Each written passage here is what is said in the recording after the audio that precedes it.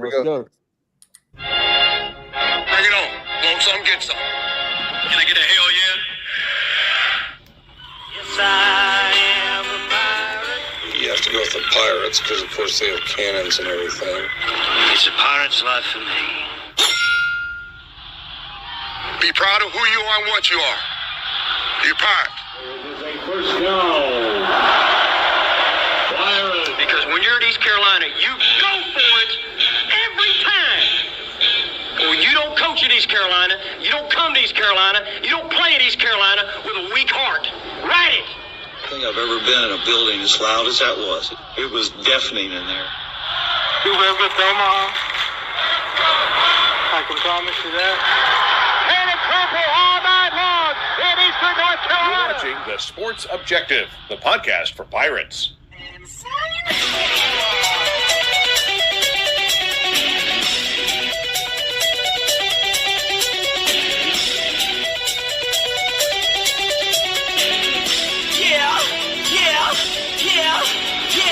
My heart is purple and gold. I'm a pirate down of my soul, and I don't back down, not at all. Find out when the cannons explode. All right, welcome into TSO on deck, and we have the Chapel Hill Regional starting tomorrow at noon. And I'm going to tell you what, our starting lineup is just as good as the Pirates, I promise.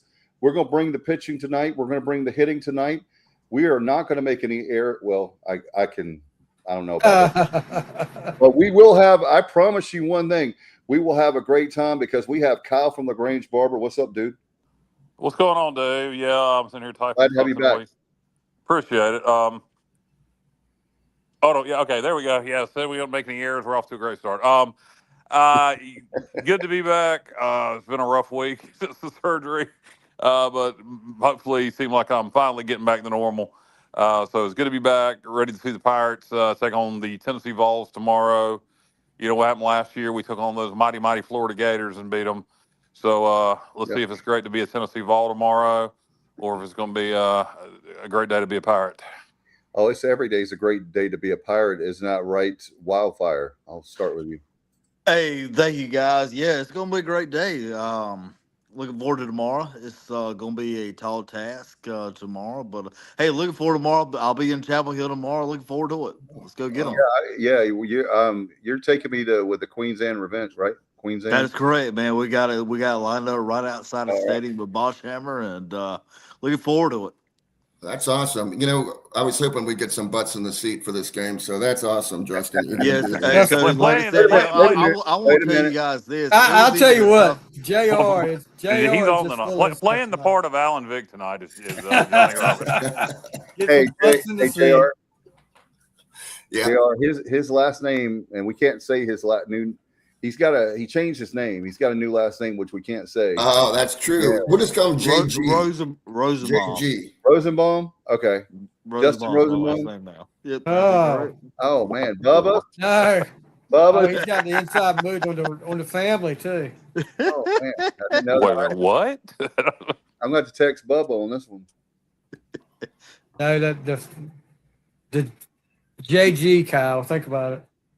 JG. I'm lost. All right. Hold on. I must have missed part of a comment. I got you. Hold on. You'll see. Put it in the group text.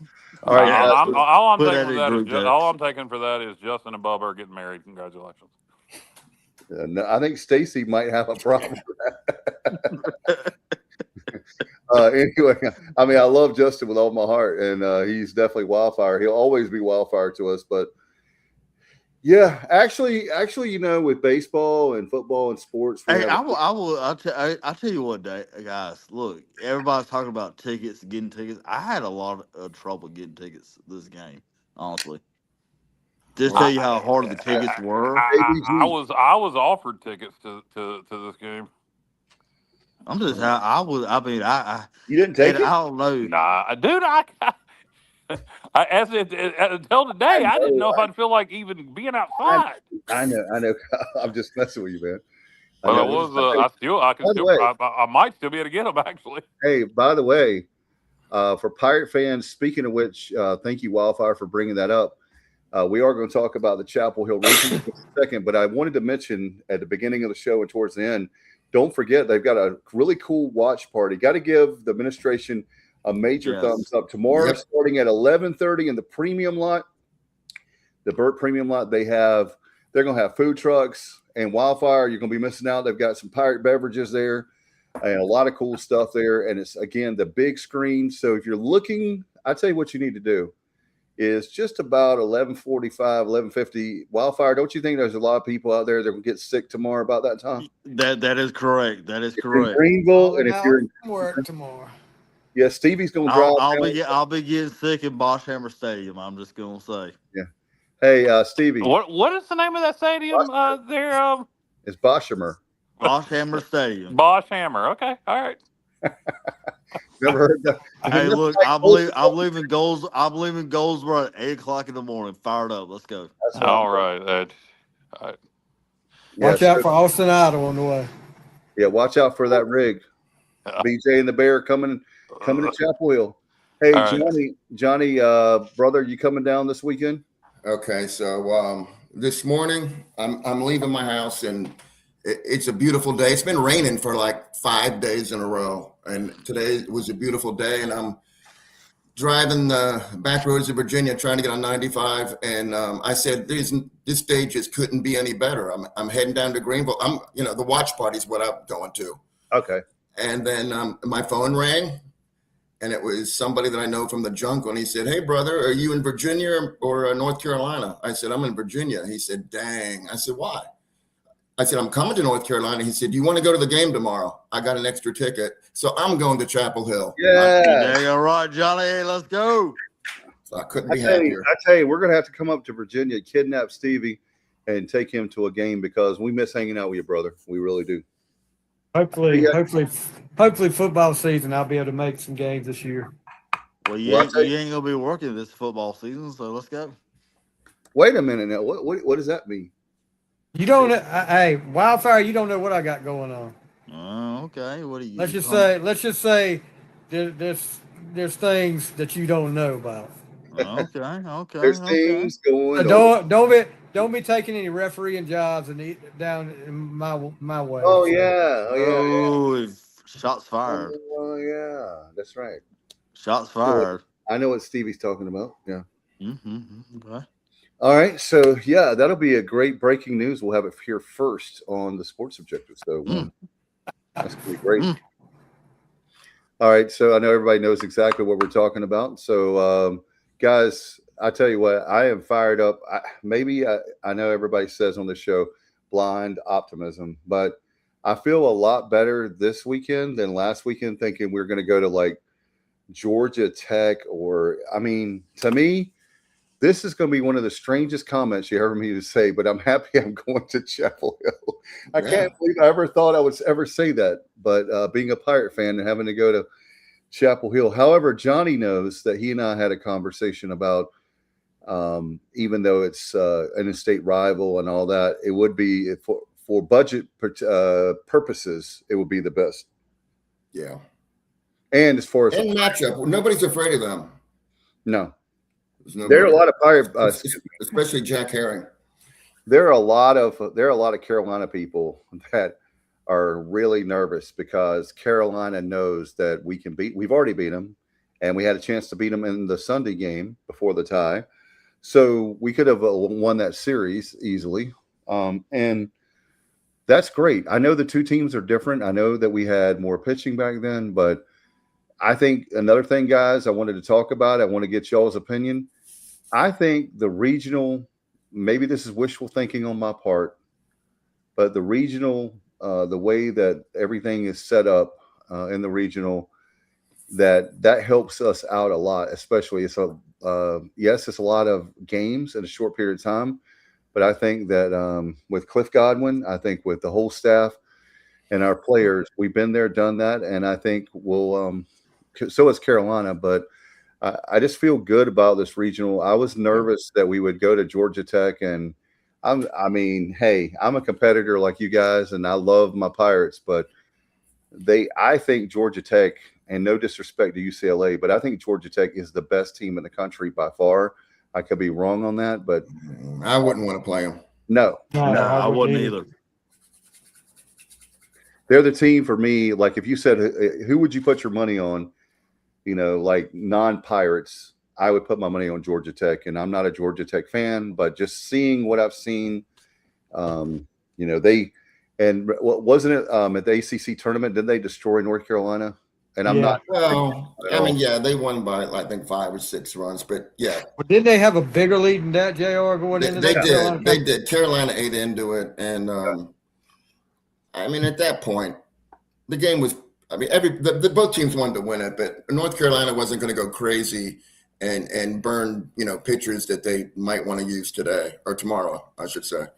So yeah, it was a good game. Carolina beat Georgia Tech during the season 2 out of 3. So there you go. But hey, Dave, I wanted to talk about the regional a little bit.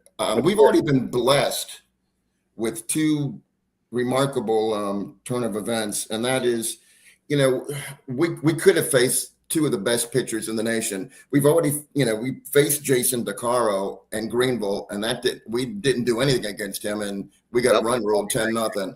So we're looking at facing Tennessee's number 1 guy, Tegan Kuhns, and he's got a 3.39 ERA, 100 Ks.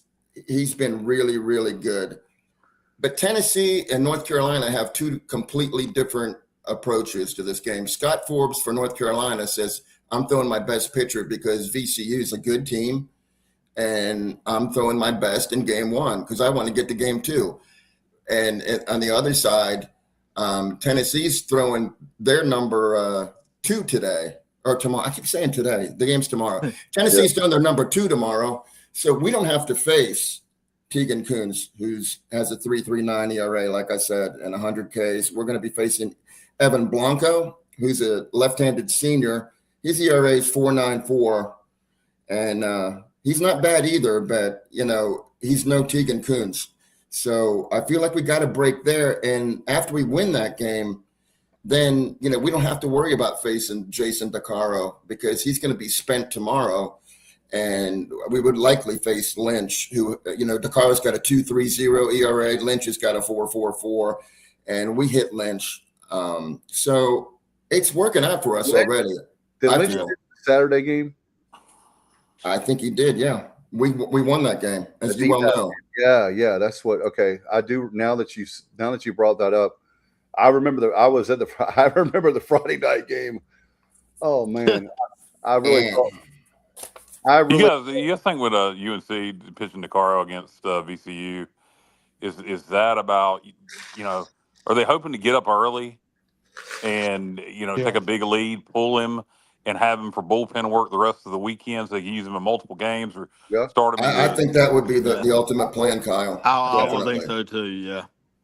Yeah. Hopefully it didn't work out for him, and VCU can hang around, and he has to pitch about 6-7 innings.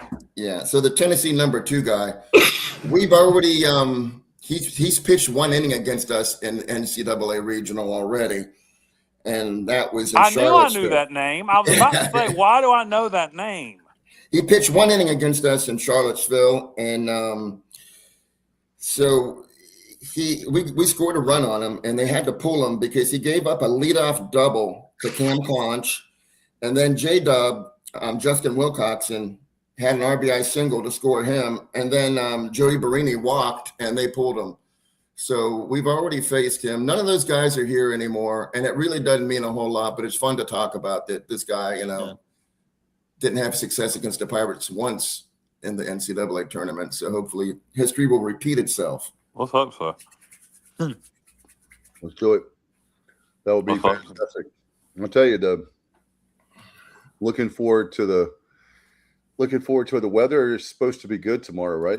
Weather's supposed to be good all weekend. Unusually cool. It's going to be in the 70s, I think, Saturday and Sunday for the high. Hardly any humidity tomorrow at all. So.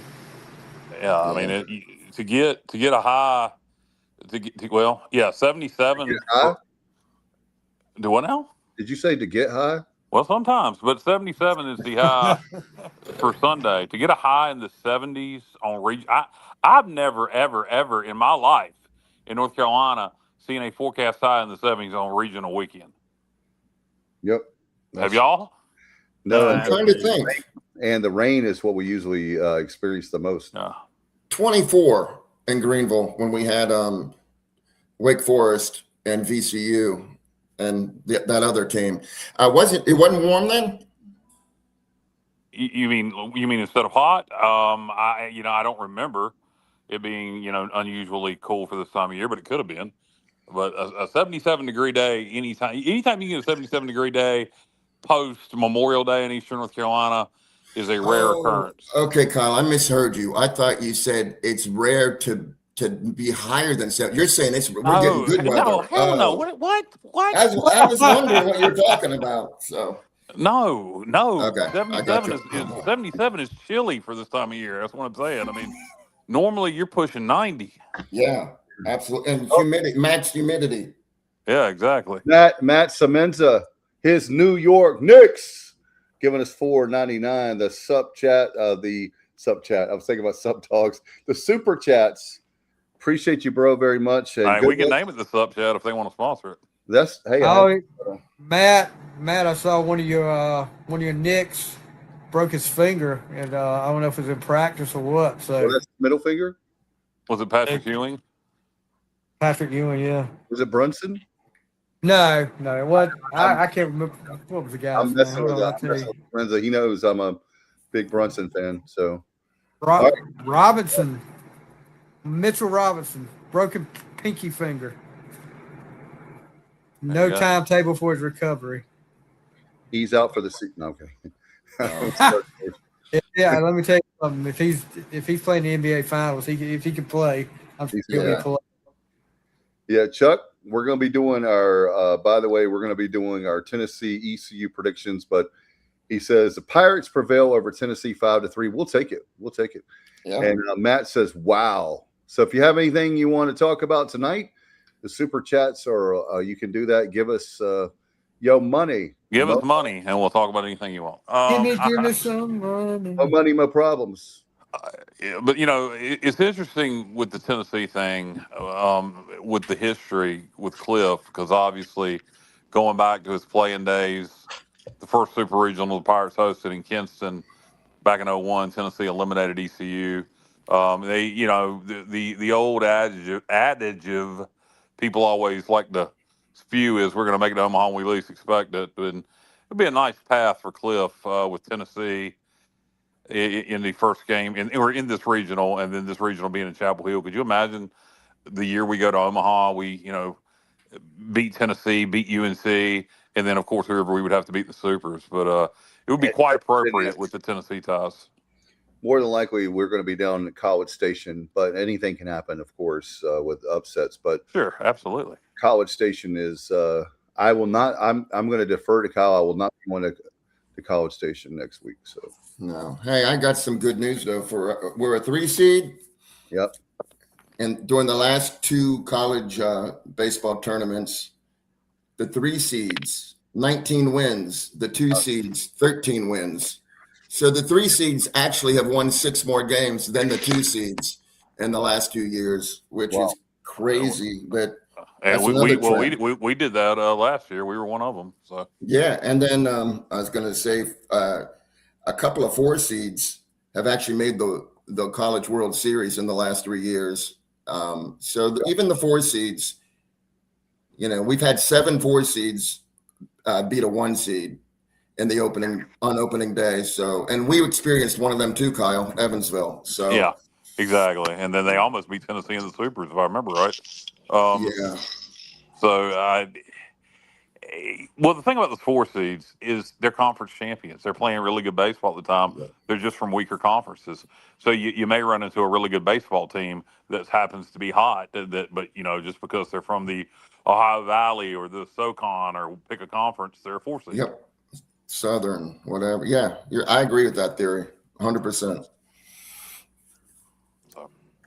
Yeah, so Matt has a great question, guys. Our good friend Matt. We miss you, Matt. Looking forward. Maybe we can go up to Connecticut and we'll go to the Mohegan Sun and the casino. That will be kind of fun. How many Pirates are you thinking will be there for Game 1 against Tennessee, guys? A lot. I mean, how many does Boston hold? Up to 5,000. 4,500. It's 4,100, but it says Yeah. I would think 15. I would think minimum 1,500, maximum 2,500. Okay. Do you think I'm being out of line by suggesting that there's not going to be a lot of Carolina Blue people that are going to even be bothered with that first game? They have No, better and I things. think a lot of them will probably sell their tickets for that game to ECU fans. Yeah. And there'll be a lot of Tennessee fans there. It'll be a well-attended game. It'll be one of the better attended 2-3 games that won't be carried by the home team. Having fans showed up. It'll be East Carolina and Tennessee fans there. No, I said that. I said we don't have to face Jason DeCaro. I said we don't have to face him. I said we're facing probably Lynch. So no, he's saying Lynch is starting against VCU. Oh, really? Okay. They did change their mind. Okay. I thought I heard I thought I heard what you heard. I definitely did. I'm going to find it right now, and I'm going to text it to you, Mr. Wool.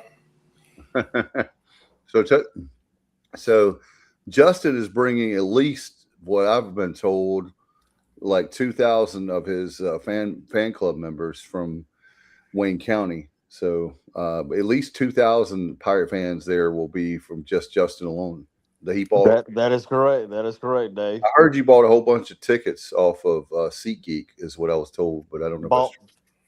I bought at least 1,000. Okay, so I exaggerated. I said 2,000. You bought 1,000, so close enough. But anyway, we're gonna get, as he said earlier, we're gonna get butts in seats for sure. And we're going to be, I tell you one thing too, we're going to be really, really loud. It's going to be really rocking and Boschmer more than they ever experienced. I'm telling you, with the Pirate fans. And I think Tennessee and ECU is going to be a really, really good game. And we'll talk again about John White. What is your prediction for tomorrow, by the way? We'll get those later. Hey, Lynch started that tie game where we never finished it because it was too cold. Yeah. We got Boaz in Raleigh-Durham. Oh, okay. I mean at the Durham Bulls Athletic Park. I love that ballpark. Oh, that was the best. It is such a great ballpark, and it's so funny for people that know.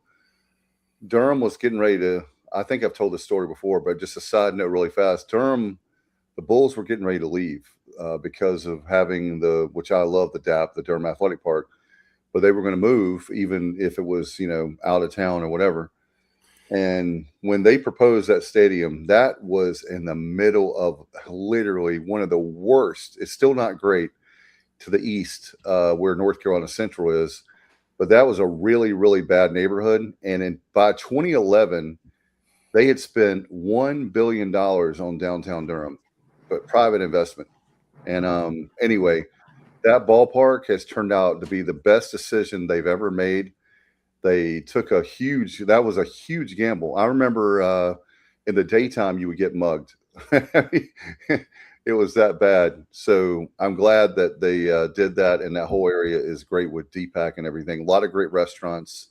Okay. Hey, Dave, I have a correction here. Okay. So Scott Forbes in a press conference did say that Lynch is going to be starting against VCU. And a Carolina guy that was on one of the local shows, I think he was from 24/7. He said that Scott Forbes doesn't one off his starting pitchers. In other words, he'll likely go with so I figured the guy knew what he was talking about. But nope, Forbes is going to switch things up and he's going to go with Lynch. That's fine because maybe VCU will beat him. And maybe that'd be awesome. Yeah, so that's what I was going to say. You never know how this stuff is going to work out. For whatever reason, and you could have your worst start ever, or you could be, dominant. Who knows what's going to happen? That's what makes even baseball. There's so much parity in, even more so, I think, this year. And I saw that graphic. I think did you guys see that graphic where we're in the most competitive regional of the 16? Yeah, I did. Yeah. You mean the one based on RPI? Didn't they say we were like the second they were a lot of. I said we were the second toughest region in the tournament this year. Yeah, some people said the toughest, some people second toughest. I mean, when you look at it, you got UNC hosting. They're a top 5 national seed. You got Tennessee coming from the SEC, always a power. I think they were a bubble host team, and then Yeah, us as a 3. You know, that's dangerous. conference champions, tournament champions. Um, we're a, and then you got the in-state rival factor with North Carolina. So. By the way, their head coach, what's his damn name? You Scott Forbes. Or Yeah. Class act. I saw that, Kyle. I heard him today or yesterday it was, and I was like, and Mike Fox is the same way. They both always really respectful to East Carolina baseball, and Coach Godwin, and so as much as I hate Carolina, I don't hate Forbes. no, and that's why baseball is so much fun, because the teams like North Carolina State, Duke, all the teams play us. Yeah. And, that's really cool. We do have a lot of great stuff to talk about. We're going to do in during the time of the roundtable. But guys, looking at the regional with Tennessee, Johnny, do you have some stats for us as far as Tennessee and East Carolina and game 1? We'll talk about game 2. Yeah, I'm just going to throw this out there. If you want to go what Las Vegas is thinking, North Carolina is the sixth most short odds, I guess is the best way to put it. Or if you want to rank them by their odds, Carolina would be 6, Tennessee would be 17, and we'd be 24. And 24 for a 3 seed's not bad. No, not at all. So that's what Las Vegas is thinking. Yeah. But as far as stats go, I started to talk about it. So Evan Blanco, he's a left-hander. Now, we didn't do so well against left-handers in the conference tournament. Although we really weren't hitting hardly anybody at all, except for the Wichita State pitchers, and that was the bottom of the barrel for them. So you really can't consider that. Now, the second FAU game, we faced 2 left-handers, and we batted like almost 400 against them. So, we've hit left-handed hitting before. Left-handed pitching before, but we have a lot of left-handers in our lineup. So, there is maybe an advantage for them to throw a left-hander against us. But this guy's, like I said, he gives up 1 home run every 7 1/3 innings. So let's take advantage of that. We're going to have to take advantage of it because they're going to score. We know that. They're going to score. They hit 111 home runs this year, which really is not that many compared to what they normally do, but still it's 111. So their ballpark is very home run friendly. Yeah. So what things they excel at nationally, they're number 15 in slugging percentage, which, hits, walks, etc. They get on base. They're number 7 pitching wise and walks allowed. They just don't give up any walks, and they average 3.1 walks a game given up. They're number 9 in WHIP for the pitchers, which is walks and hits per inning at 1.27. But we're number 45. We're number 33. At 1.36. So we're right there with them with that. Our pitching has been really good as far as, the amount of hits and walks we're giving up per inning. Their pitching gets 10.4 strikeouts per 9 innings. We get 10. So we're right there with them there as well.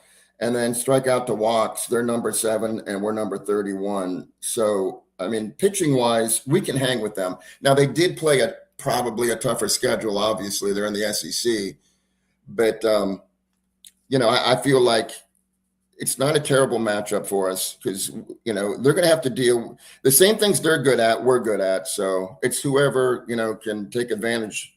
The best sack bunts. Believe it or not, we're not number 1 in the regional. VCU has 45 sacrifice bunts. Wow. Number 14 in the nation. ECU has 37, so we're number 29 in the nation. Tennessee, they have 13, 262nd.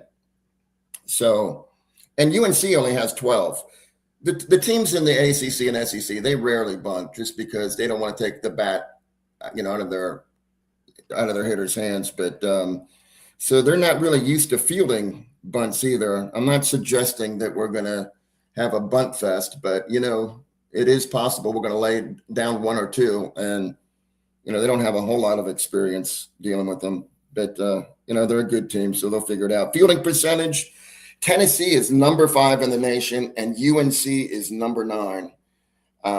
We're mid-pack, bottom mid-pack, but so they're not going to commit any errors most likely. So we're going to just have to hit the ball, and over the fence would be nice. I feel like Austin Irby has to start. The postseason Austin Irby has to arrive in Chapel Hill. The same one that arrived last year in Conway. And I feel like he will, because he hit the ball really hard, and Clearwater was just short several times. So how many times did we hit to the warning track? Oh my goodness, Stevie, with no wind. Yeah, I know. We didn't get any help. I got a feeling. I don't know why. And sometimes I'm right on my hunches, sometimes I'm not. I got a feeling we're gonna play loose. I don't know why I feel that way. Maybe because I feel like we're going to be playing with house money. I was getting ready to say the same thing, Kyle. That was exactly on my mind right there. House money. So I think we need to look at it. I think we're going to play loose. Also, we've been in Chapel Hill. We've been in that stadium. We've been in Boston. We're going to have our crowd there. So I wouldn't be surprised if we play well tomorrow. I don't know how it's going to go for the whole tournament, but I do think we're going to play loose tomorrow. That would definitely help. We're a bunch of sick puppies, so maybe they will, maybe they'll. That's a new thing, isn't it? I just saw those T-shirts. It is. It's brand new. It was started at the. It came from, if I read the story right from Igo, it came from whoever controls the pitch gun. Justin, what was the story? Oh, the pitching machine. Yeah. He's vulnerable. He's there you go. Yeah. So it came from that. He was a sick puppy, and it just evolved from that. I skimmed the story on HTC. We need to make sure we do our research better. JR, of course, did his research with stats as he just showed us, but we should be able to explain this right now. So that's on us. Yeah, I literally just saw it on Facebook. I have no time to do anything. I've been driving all day, so no. I'm not putting that on you. You did. No, I know that. I know. I'm good. I skimmed that story. I should have read it in depth and had the answers. But if anybody wants to know, I'll give Igo credit. HoistedColors.com has the story on what the sick puppies stuff is about, what it evolved from, and why that's our moniker right now. So just go over to Igo's page, HoistedColors.com. Okay, and then I was just going to end this stat thing with hit by pitches. We've had a problem hitting batters, especially left-handers. But VCU, if we face them at any point, they're number 15 in the country. They've been hit 118 times. And Bub and I interviewed their coach, and I asked him about it. And I said, what is the secret to getting 118 hit by pitches? And he said, they have no choice. That's how we start rallies. That's how we continue rallies. And it's a badge of honor. And the players, they strive to earn that badge of honor. So, that's a roundabout way of saying, there's some leaning and stuff like that. You do what you can. You don't move out of the way. So, you know about UTSA? I'm talking about VCU. Oh, they do the same bullshit? 118 times they've been hit. Okay, I'm sorry. I literally lost track. I had tuned out for a minute and came back, and I thought you were talking about UTSA because no. Okay, VCU, they had the same strategy. Yeah. So Tennessee, they don't get hit by pitches hardly at all. So that works in our favor there. Yeah, they definitely do. But no, I had a question for John White. Is Blanco your Spanish cousin?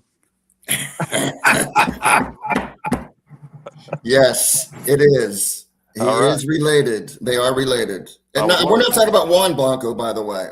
We're talking about Juan Blanco, not Evan Blanco. No, I'm talking about Evan Blanco. I thought you were talking about Juan Blanco, who appeared in our chat last week or on Sunday. or Monday. Oh, really? Yeah. John White showed up as Juan Blanca. Are you kidding? Well, he didn't intend to be like, cryptic or anything. He just forgot.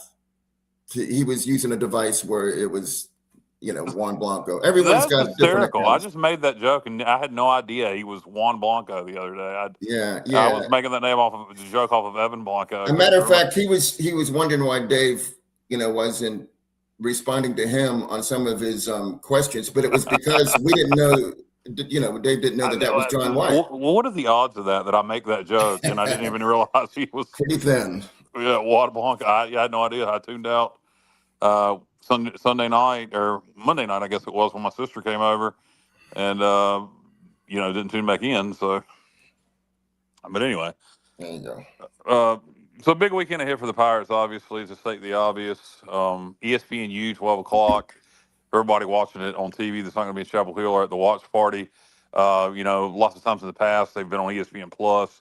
Not that it really matters these days. Most people stream their games. Very few people are watching linear TV. But it's still cool to be on, TV versus just streaming, I guess.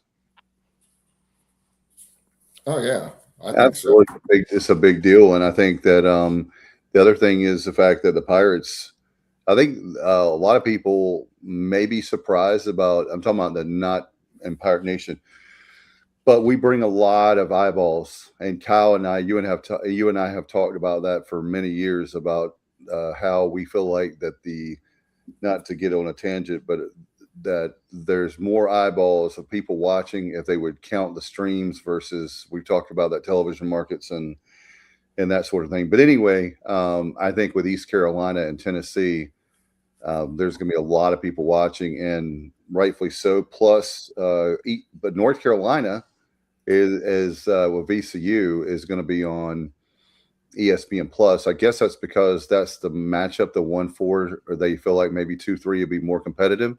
Yeah, who knows their logic behind doing whatever on this channel and whatever on that channel. Probably just the 12 o'clock slot. They wanted something for the 12 o'clock slot versus whatever the 7 o'clock slot is, and we're that's one of the more intriguing 2-3 matchups. It's one of the more intriguing matchups for the 12 o'clock TV slot, to give it traditional TV versus just Plus. So, Wildfire, do you know about the being you're an umpire? I know Wilson Rayner, you told us, is going. Wildfire, you know who do we have as far as umpires are concerned in Chapel Hill for the regional? I do not have that insight. Wait a minute. You've had all week and you didn't find that out for us? I am working on that inside knowledge. I will have that inside knowledge. And on Sunday? No, I wouldn't say it on Sunday, but I am working on that knowledge. I will have that the email here in a few minutes, actually. Okay, I'm giving you a hard time because we can and we have fun. There's no point. No, it's all good, Dave. All right, I just lost anybody that I can catch a ride with. I just lost a ride from Justin. So if anybody has a way that I can get to Chapel Hill, then let me know. Yeah, but it'll be good. I believe it out of Goldsboro at 8 o'clock in the morning for anybody that wants to ride. It'll be a good. Thank you, James. Appreciate it, man. Good luck to the Golden Eagles this weekend in the Hattiesburg Regional. But no, it'll be a good umpiring crew. Anytime you get to the regionals, NCAA tournament, all those umpiring crews are going to be good. These guys. I mean, anytime you get to these guys, they're well. I mean, you got to. They're there for a reason, and like I said, they're gonna be good. Yeah, no doubt. You don't have to worry. You shouldn't have to worry about the quality of umpires. No. Once you get to the NCAA tournament, they're Vanderbilt. If you're at Vanderbilt, that's a whole nother story. Well, they probably just got sick of hearing the whistler. They probably whistle louder. That's the more reason. That's the more. Hey, Stevie, tell him that's the more reason that they should have been calling for ECU. Exactly. And you wouldn't have to hear the damn whistler anymore. I tell you what, that was Dave. Boy, yeah. Talking about the whistler, do you remember when you came and did that game at Northeast? Hey, breaking news. We had the same umpire that pushed, what's the guy in the regional a couple years ago? Bryson Worrell? Yeah, we had the same guy in our regional. Oh, no. Are you being serious? You can't be being serious. I am being serious. Oh. Well, That's Cliff the might punch him same. in the face. I'm looking at it. I'm looking at the list right now. That's the same guy. Cliff probably going to tell him at the start of the game, you push my player, I'm going to knock your ass out. That would, Mel. You want to talk about going viral, man? Stevie, what were you saying about a game at Northeast? No, he was talking about the Whistler, but Dave actually came down and did a play-by-play on a game at Northeast. And I think you said you got a phone call about halfway through the first half about the guy that was sitting outside right at the top of the bleachers yelling the whole night. Somebody was calling you, said, "No, I want you." No. You don't even know who, because the guy kept yelling, "Grab a leg, grab a leg." And yeah, he was. That was one of my assistant coaches doing that the whole night. What don't surprise me about your coaching staff, Stevie? Oh, here we go. What's the difference between our coaching staff and the one you have? Winners. Wow. Yeah. Thank you, Matt. He said he did. That was the most, and there was more than one. There was two of them, right? Yeah, there was more than one of them. Like he had a damn stunt double. Go for one, and the other one start up. I tell you who could do it the best is Bubba Rosenbaum. He could annoy the daylights out of you, and we love him, Bubba, but he was so good, and he and I were laughing. I'm like, oh my God, Bubba. We're walking across the parking lot again in the 21 regional, and he's like, I'll walk with you. We walked and we were talking. He started doing that, and we would laugh. I said, that is the most annoying. He was doing it so well. I was like, that's the most annoying thing I've ever heard, I think, in a sport. What's the most annoying thing y'all ever heard at a sporting event? Besides, hey, I'll take that. Hey, I'll take that any day over that damn Whistler. I agree with you, Matt. Or the Whistler's bad, yeah. Touchdown Wolfpack's another one that's pretty annoying. Yeah. Yeah. It was funny because I was making the joke about the pitcher Blanco, and I had no idea that you used that alias. So that's funny. Yeah, at least he was in Virginia. He was with Johnny then. Yeah, he was with UVA at one time. I said, he pitched against us when we were in the Charlottesville Regional. Yeah, as soon as I heard his name, I was like, not Juan Blanco. Yeah, I was like, why do I know that name? What was the stats when we played him? He threw one inning, earlier in the show. One inning, Justin, 2 hits, 1 run, 1 earned run, and a walk. Okay. And the hits were, like I said, a leadoff double and a single. And it was J-Dub hit the single, and the leadoff double was Cam Planche. Okay. I heard we're going to have a watch party coming up at the Super Regionals at Matt's house at that pool. Have you seen that? No, it's going to be the Balsam Hill watch party. Oh, yeah. Thank you, Stevie. What a thrill! The thrill of Balsam Hill. Man, hopefully I'm at Texas A&M or wherever that regional's going to be at. So, man, we got to take care of business here first. But yeah, it would be nice to play next weekend in College Station, or who knows, maybe Texas State wins that thing. Who's the 2 seed down there? In Texas Station, I do not have the brackets in front of me. I know Texas State's in there, but we need the 3 or 4 seed to win that, so we'd have a chance to host. So whoever the 2 seed is, I don't know if Texas State's the 2 or the 3. I do know Texas State's in that regional. Okay, so and look, like I said, we got a good chance to go down there. We got a good chance to win this regional, guys. We just got to go down there and take care. Texas State's playing. Oh boy, Texas State's playing a loaded pitching staff with the USC Trojans. Yeah, that's a tough 2. Okay. Yeah. So the odds of because it's going to be USC or Texas A&M coming out of that thing. So if we do win this regional, it's going to be going down to College Station. But I'll tell you what, if you beat Tennessee and North Carolina to go through a regional, then you know what, beating A&M ain't nothing but a thing. Or going out to LA, we'll go all the way to California, baby. In the bright lights of Hollywood, in Southern California, and beat the USC Trojans. Look, like I said all year, we're going to win this thing when we least suspect it. And this is going to be, I'm just telling you, I will shoot pie on my face right now. Wait a minute, right? You'll do. Wait a minute. You'll do what on your face? What will you have on your Clip face? that, Dave. Clip Clip that. that, Dave. What did he say he would have do on his face? What? Whipped cream. Oh boy.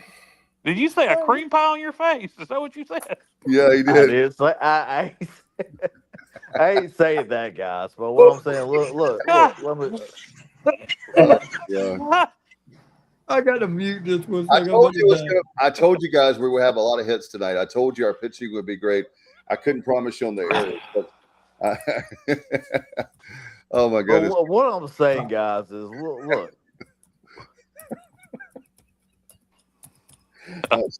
What are you saying, Justin? He wants a cream pie in his face. Well, I mean, I do too, but oh, good Lord. Hello. All right, Matt. He said, "Have Justin take the team truck up to Connecticut, and he'll get you some new." That's the kind of pie you're going to get, Justin. You're going to get a New Haven pizza. There you go. Not a cream pie, but a New Haven pie. Oh. How many people can be in that rig, Justin? 4? We can just fill the trailer up. Oh, that's right. Yeah, we can. The rest of us. That would be kind of fun. We can be there and maybe not. I think that's called human trafficking and it's illegal. But we just won't tell anyone. We'll Hey, well, hold on a second. No comment on that. Oh, okay. No there you comment. go. Here we go. No I think I would comment on that about human trafficking. I'd be like, Go I ahead, think I would deny ahead, that Cal. vividly. I think I would deny that vividly. Yeah, I would definitely say no. That's we don't do that kind of stuff. Yeah, he goes right along with his cream pies. But anyway, wow. So get back on track. Yeah, we're gonna take the big rig up to Connecticut and celebrate with Matt. Well, think about it. We could have a great time with Matt. He's a great host for sure. Chrissy's awesome, and we can hang out by the pool. I tell you what, Matt, I got to give you props on air. That bar that he built near the pool is like, man, that is really, really cool. I got to give him major props for that, and you can watch any game and it would be great. Matt hates this, by the way. Matt cannot stand when we talk about this kind of stuff. So I'm sure he's loving this right now. Oh, he hates it? Yes, he does. I didn't know that. Okay. But anyway, we'll move right along. Just want to give him props there. But yeah, so with this, guys, with this regional where you're looking at it right now.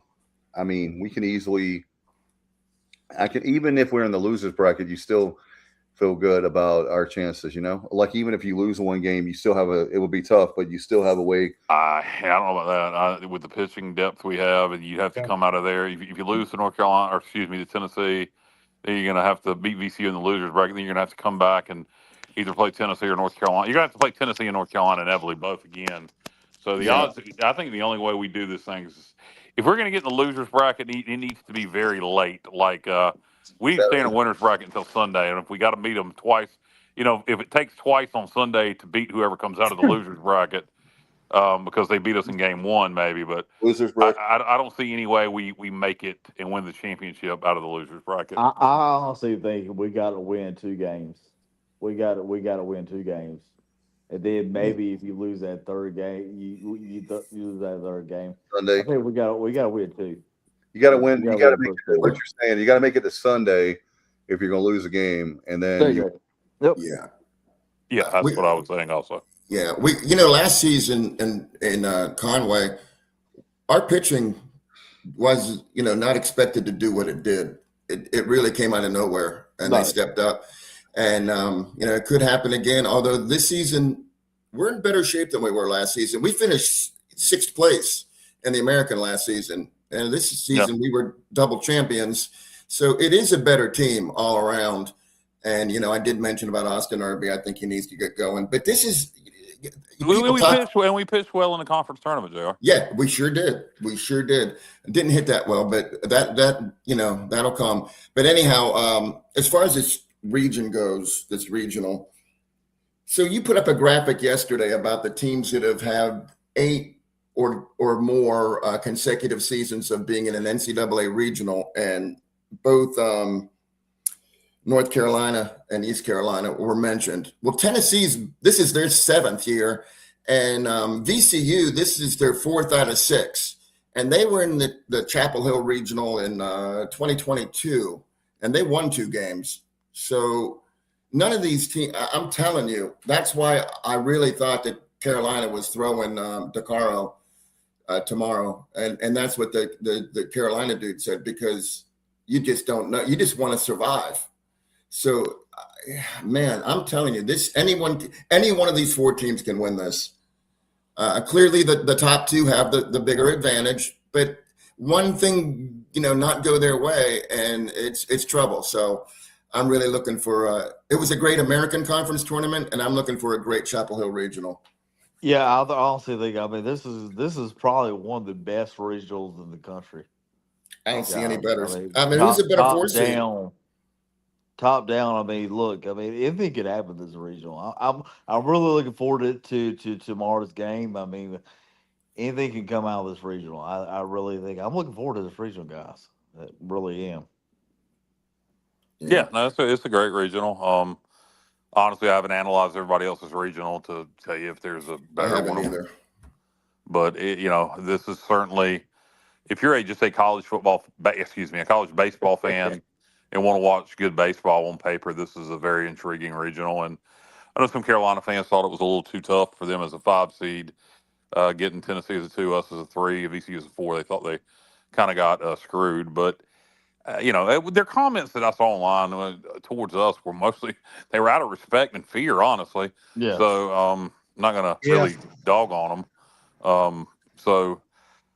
It's truly respectable from a college baseball perspective. You got Carolina, you got Tennessee, both of them, if you call them blue bloods of college baseball, and then you got us in there. You got 3 true college baseball powerhouses in this regional.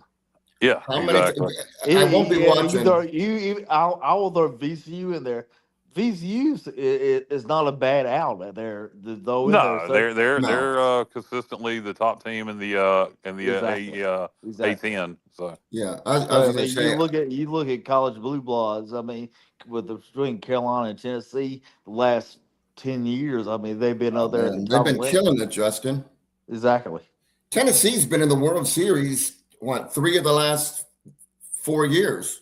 Yeah, so to go up against them guys more, and then you got Carolina there. When you go to beat the best, you got to beat the best. 3 of the last 5 years. They were in 21, 23, and 24. There you go. And they were in Omaha. That's pretty strong. So, I won't be watching on ESPN 2 because I'll be there, but I just hope they don't. I won't be watching on ESPN 2 because it's going to be on ESPN. Okay, whatever it's on. I hope they don't. Kyle, keep track for us. I'm hoping that they don't continually talk about how we've never made it to Omaha. To go up against these guys, the top echelon of college baseball guys. I'm just saying, let's go out together tomorrow, fired up and ready to go. We got a chance to play the best of the best. To be the best, you got to be the best. That's my to be the man, you got to beat the man. I think Ric Flair said that before he beat you, Tommy. All right, not Tommy Rich, but Ric Flair. Yeah. I think Tommy Rich did say something similar to what Justin just said, though. What are you talking about there? So, hey, I'm going back to Las Vegas for 1 minute because we've already identified that 3 seeds have had a great deal of success against 2 seeds the last 2 seasons, winning 19 of 32. Well, there you go. In Las Vegas, looking at all the 2 seeds, the 2 seed with the best odds is Kentucky. The 3 seed with the best odds is Kentucky over Wake Forest, but they're plus 134. So you would get $34 if you bet 100. With Johnny, East Carolina. Hold on, East Carolina is right behind him at 140. So we're right there. Okay, nice. Go ahead. I'm sorry, Stevie. What'd you say? It was Justin. Oh, Justin. Oh, go ahead, guy. So I apologize, Stevie. I apologize, Stevie, for getting you and Justin's voice confused because they're distinctly different. They sound so much alike. Not. That's scary. That is a scary thought, guys. That is a scary thought. Justin, how about if I got an idea? You want to talk about a big scandal? How about, Justin, is there any way that you could take your, umpire gear and you could call that game tomorrow? I wish. Like, who is this dude? Oh, he's the guy, right? He's calling the game. I mean, I do. I could take my umpire equipment tomorrow, get behind it, and play that. Have you guys ever seen that? It look like that little league guy that is on YouTube or like Facebook. He's like the little league umpire. No. He is. I need to send that to you. Send guys. it to us. Yeah. I need to send that to you. He's like this YouTube sensation. Let me see if I can find that guy. Yeah. Well, you've identified Wake Forest as a sleeper. And yeah, I can't. Kentucky has some nice wins, but I agree with John White because I think Wake is. I'd have to see that. Obviously, I don't know the standard. Matt just texted, and I don't know why he just didn't say it in chat, but he just texted. Semenza just texted. He says it's like Ric Flair said in Biloxi at the Riverboat Casino back in '88. We'd be styling and profiling. Styling and profiling all night long. I can't help it if I look good, smell good, play good. I can't help it that I spent more on spilt whiskey last night than you spent on your entire outfit. And the thing is, man, I'm gonna tell you something right now. When we were back in the day, we were watching wrestling at 6:05. They taped that, as Kyle probably knows, and Stevie. They taped that at 8 o'clock in the morning on Saturday morning. And so if they were going to be in Baltimore at the Marriott, boy, there would be hundreds of people, and of course, lots of pretty ladies. And he would close the bar down, getting like they said, like he'd buy like 60, 70. Did you just say the Baltimore in Merrimont? The what in the world? I said the Baltimore Marriott. Oh, okay. And remember the Omni, Kyle? The Omni in Atlanta, yeah, sure. Yeah, they that was one of the biggest arenas for sure. But Boshamer Stadium tomorrow is Boschhammer. That's gonna be Clark LeClaire West. I think it will be tomorrow. I think Tennessee will have a lot of fans there too. It'll be a nice crowd.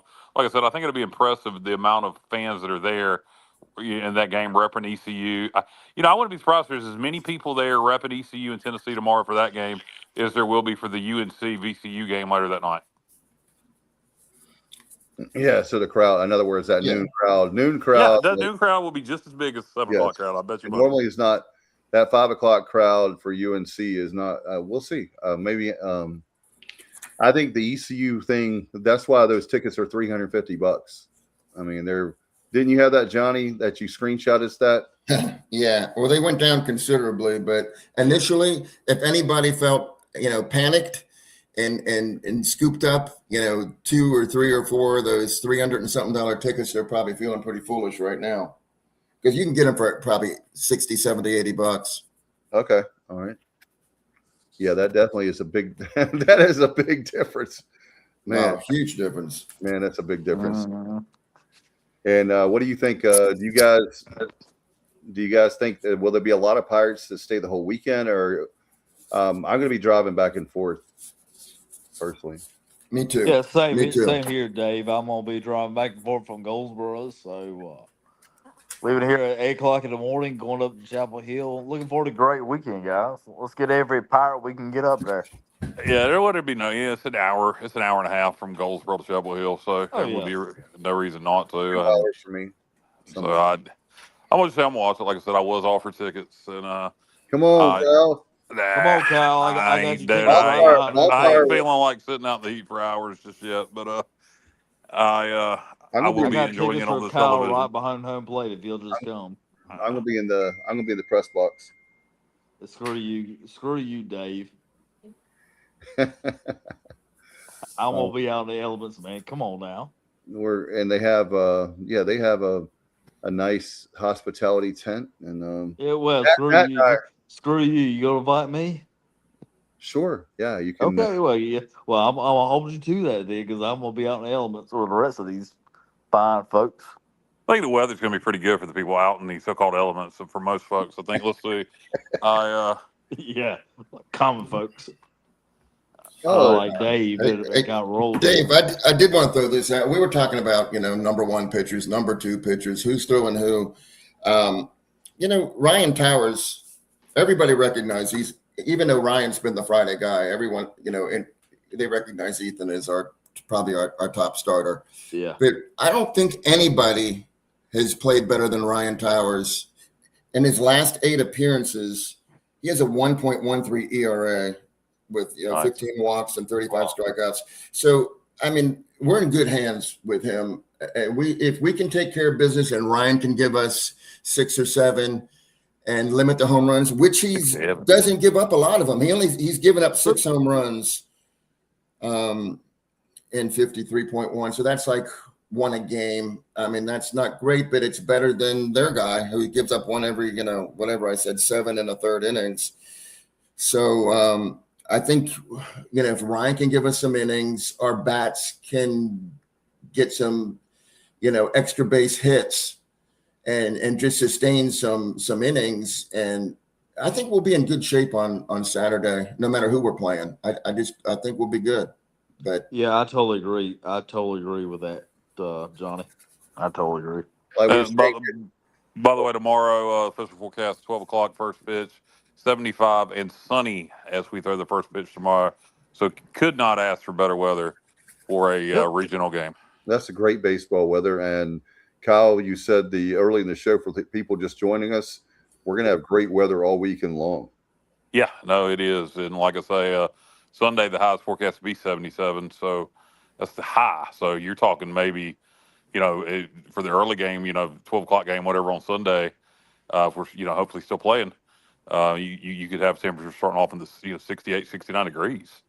So, yeah, great weather. Could not ask for better weather. Like I said, I've never seen weather this nice in terms of the temperature, and no rain in the forecast for regional weekend.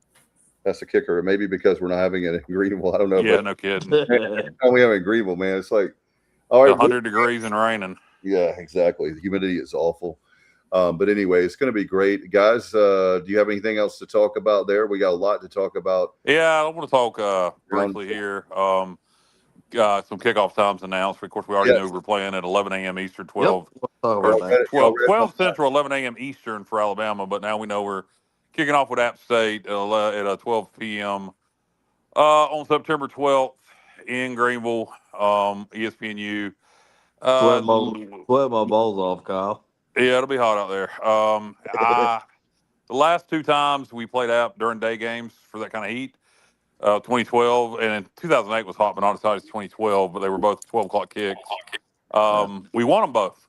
So long as we have that same result and don't lose 4 in a row to App State, it can be as hot as it wants to be. I think I'm going to start drinking Gatorade now. Exactly. I'm right behind you. I am right behind you. You are great. You're a great taking one for the team when you're saying, hey, we don't want to have the App State game. Was 2012, like Kyle, we've been talking about some on this air, on air, but also the 400 people that passed out because they had too much alcohol, I think was most of it. Speaking of not being hydrated, that was, let me do alcohol is going to dehydrate you. I tell you what, I'll give you a pro tip. If you're going to drink for that App State game on September 12th, and it's typical North Carolina weather for September 12th, drink a beer like a Michelob Ultra because it's got a high water content, and if you drink them slow, you can actually get drunk and stay hydrated. Provided you can get drunk off Mick Ultra, it would take me 2 12-packs. This PS brought to you by the Sports Objective. No, I'm being serious. I'm being serious because I'm telling you, 6-packs. Alcohol dehydrates people like crazy, and they get in that sun, and it's brutal on them. So, but you're going to get a lot of people complain. I'm surprised it wasn't that bad yet, but that's because people aren't paying attention enough yet for football. But you're going to hear the most people complain about it being 12 o'clock kickoff. Shut the hell up. Just TV dictates. Go ahead. TV dictates kickoff. It is what it is. So we better have 40 to 50,000 in there for App State. And by the way, for those who talk about tailgates, you can tailgate after the game. Exactly. Win the game, beat App State, then go celebrate. Yeah, I mean, it's like for me, and I know the guys, and we're preaching to the choir now, I am, but the thing that's great about football is you're only 6 or 7 home games a year. What do you like, Kyle? We've talked about it a lot on the show. That is one of the best times of the year is fall, when you have high school football, you have college football, pro football, and you only have 6 games. So out of 52 weeks, when is the last time we played a noon game? We didn't play a noon game last year at home. No, we didn't. No, I don't think we played one the year before at home at noon. If we did, I'll tell you what, for the Queen Anne, I love the schedule, guys. I love the schedule. Why do you like the schedule, Wildfire? Early games, get home early. Yeah, so and then the second home game of the year against Central is a 4 p.m. kick. No, it's 4. That's right. I found surprising. I thought it was going to be 6 also. I don't know what that's about. I don't know. I forgot. I really wouldn't think ESPN would have much say on a ESPN Plus kick. Maybe there's only so many games for certain hours. I don't know. But I found it interesting that they chose 4 instead of 6. So from what I've been told, ESPN Plus, we have whoever the home team is, they have the direct. Okay, so I wonder why we chose 4 instead of 6 for the Central game. Maybe the thought was people will stay for the whole game. If it's not as late, I don't know, but whatever. You could have a true night game instead. You're going to have a fourth quarter night game for that one, but it is what it is. But that's enough about kickoff times. We'll dive into that more as more get announced as the season goes. But kind of the one I wanted to discuss was App State. Well, Kyle, one of the topics that we teased the other night, and I wanted to bring you in. I know you were not feeling well when we're praying hard for you, and I'm glad to hear that you're feeling better. So I'll say that. But on the upswing, yep. Yes, sir. Well, one of the things that I'm upset about, and I want your hot take is, I don't know if you've heard about North Carolina and North Carolina State trying to take all our money or most of our money for the gambling. Basically, what they've done is they said, so if you it's 5 Division I schools that are public schools in North Carolina, and they if you even it up, the money is 4. It's 5. No, right? 5. Yeah, all right. Charlotte counts. Yeah. Okay. Yeah. Don't insult Matt like that. His favorite. Yeah. But anyway, so what they want to do is they want to take $25 million each, and us get scraps. And if you divide it equally, it's somewhere approximately $12 million that would go to each school. I would argue because of I would argue the other way. I would argue because of they have more money already coming in because of revenue, because of conference, that East Carolina, App State, and Charlotte should get more. I agree. Because we need to be benefited from the state more, so the state should subsidize us more, because the UNC and NC State has an unfair advantage because of being in the ACC with revenue. So if anything, I think it should be the other way. That ECU, App, and Charlotte should get a bigger cut, but I'd certainly take an even cut. There's no way they're going to do that. How could they justify doing that? Saying they're Power 4. Power 4 is a made-up term. It's not a real thing. It's not real. And let me tell you something else. We have beat those teams. We beat NC State very recently. So. And we beat North Carolina, even I know it was 2018, but still. Last time we played them. Yeah, they won't play us anymore. So that, by the way, Kyle, I said also to let you know, as far as scheduling and all that. So what's going to become of that? So what is the official thing supposed to be? They haven't. In other words, that's just what well, I hope we have some people in the legislation that's fighting that. I hope John Gilbert and our chancellor, isn't just sitting there twiddling their thumbs. I hope people have some intestinal fortitude, and we have some people, if you will, and some people speaking up with some, fighting. Well, I know we got John Bell here in Wayne County is fighting that stuff right now. That's what I was saying, Kyle, is it's nice on the subject matter of ECU and the subject matter in this particular case when we're talking about the gambling money. It's more money.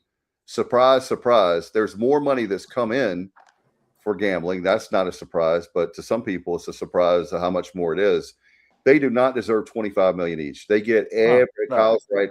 And even if Kyle's right, but even if they were fair and we get $12 million each, I mean, hell, I'll take that. But I like your idea better, Kyle. Like, hey, they already get more. They need to, and they need to. Another thing is, by the way, they need to change that stupid, archaic law that can't give money to athletics. That is the dumbest thing ever. And Yeah, by I the way, for agree. you Tar Heel fans out there, that's why they called it Carmichael Auditorium, because that way they could get state money to build an arena. They had some classrooms, and they called it. Now they call it Carmichael Arena. But back in the day, growing up, that was Carmichael Auditorium because that's how they funded their basketball arena at that time. And so for us, it just makes no sense when these other states, like look at Florida, for example. I don't blame any of those schools, Central Florida, South Florida, any of those schools. I don't blame a single one of them for getting as much money as they can. I'm simply telling our legislators, instead of fighting over a stupid budget, how about be focusing on things that can help our state? And there's no question that it's a economic driver. It's a few $1,000,000 every single home game for ECU is how much when you look at restaurants. Well, I think if you look at the economic impact to this region, you look at East Carolina football. I think if you look at the triangle itself, okay, and the amount of different things that go on in the triangle with UNC and NC State, and then you look at the economic impact East Carolina football has on this region in terms of importance versus UNC and NC State football to the triangle. I don't think it's comparable. I think you can say the same thing for App State. Now, Boone's got a strong tourist economy, but App State football means a lot to that economy up there. But Charlotte again, that Charlotte football doesn't mean a damn thing to the Charlotte economy. But without ECU football, the economy in Greenville would be and in the East. It's not just Greenville. It's Wilson. It's Kinston. It's all the East. I mean, so it is vitally important. And I think there needs to be some people speaking up, some politicians, some people at our university need to be speaking up and beating our chests and saying things like that again. I think we've gotten too quiet about stuff like that. I don't know what's happened to us as a university in terms of speaking up vocally and going, hey, guys, not only is ECU athletics important to ECU fans, it's important to the lifeblood and the economy of the East. Yeah, Robert Vernon says, go Pirates. No doubt about it, brother. I mean, and Robert Dedrick says, play us or show us the money. Absolutely. Yeah, exactly. 20, I mean, think about that. 20, can you guys imagine? How about this? All right, Carolina and State, you little. Anyway, you want to keep more of the money? You want to keep more? How about this, you little bitches? Play us home and home. You give us extend the home and home series with Carolina and State. We'll let you take more of the money because we'd rather have the home and home and that revenue of you coming here. We'll give you one or the other. You choose. And that is a great bargaining chip, Kyle. We need you in Raleigh. Well, hey, guys, how about this? Vote for Pedro. I've got a great, and I'm saying series as well. Can you imagine if Kyle started like a ECU Sports Pack, and where he goes up there and lobbies for ECU? Boy, they would probably say, just give them the damn money. I'm tired of this guy keep coming in this damn office. But you know what? That's what I appreciate about Kyle, and I'll say that, and I'm being serious now, is that he lives, drinks, eats ECU. And the fact is, we've got to have people, like you said, Kyle, is with scheduling. When it comes down to it, all the schools should play each other. That is, I mean, even if it's on a 3-year. Well, I don't understand for the life of me, and this is something that I want John Gilbert and the AD up at App to answer. How in the hell has the App State East Carolina series not been extended? I don't understand that for the life of me. That both schools have got to want it. It's great for both Boone. It's great for Greenville. You'll have 40 to 50,000 people in for that game. When we went to Boone, it was 30,000 plus. Yeah. So I don't know how that hasn't already been done. It makes zero sense.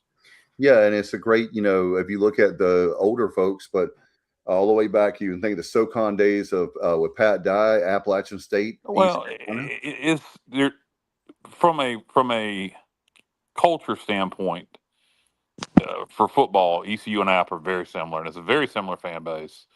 And ours is a little bigger than theirs, but that game, there's no reason it shouldn't be played, if not every year, every other year. And both fan base want it. So I don't understand why it hasn't been done. And we're It's already one of the playing. great mysteries in college sports why that series, it should have been announced that thing's been extended through like 2038 years ago. Yeah, and it really makes a lot of sense because we're already playing Charlotte every year. And Matt said that's what she said, it'll be extended. Whoa. But anyway, with you look, we're already playing Charlotte, right? So if you have the get this, guys, you're on to something, Kyle. You always are, but you're already playing Charlotte every year. You play App every 2 or 3 years. And every year or every other year. I'd like to play it I'd every like year. to have it every year, but I mean, look at our good friend Bubba. Very similar university paths too. Both are very important to their regions after starting as teacher schools. Absolutely, Bubba. Miss you, man. Hope all is well. Exactly, Bubba. Crazy weather. I was talking about earlier the importance to the economy for the Greenville area and the Boone area for ECU and App State football versus the importance to the economy for NC State. I'm not saying NC State and USC don't draw well for football and it doesn't affect the economy. I'm talking about Raleigh-Durham has a strong economy anyway. There's a lot going on. The East Carolina football games and the App State football games are very important to the economy in both areas. And both of them, and the thing that I love about both schools is the passion for football. Both schools, and it's perfect that you have. It's like the battle between the West and the East, with absolutely, yeah. And you have Boone is a great. I know Kyle and I love Boone. I mean, to be honest with you, except for ECU, I like Boone better than Greenville. Don't tell anyone. But we got a scandal. Clip that. But it's great. It's a great place. I love going up there. It's one of those. I look at App like our brother.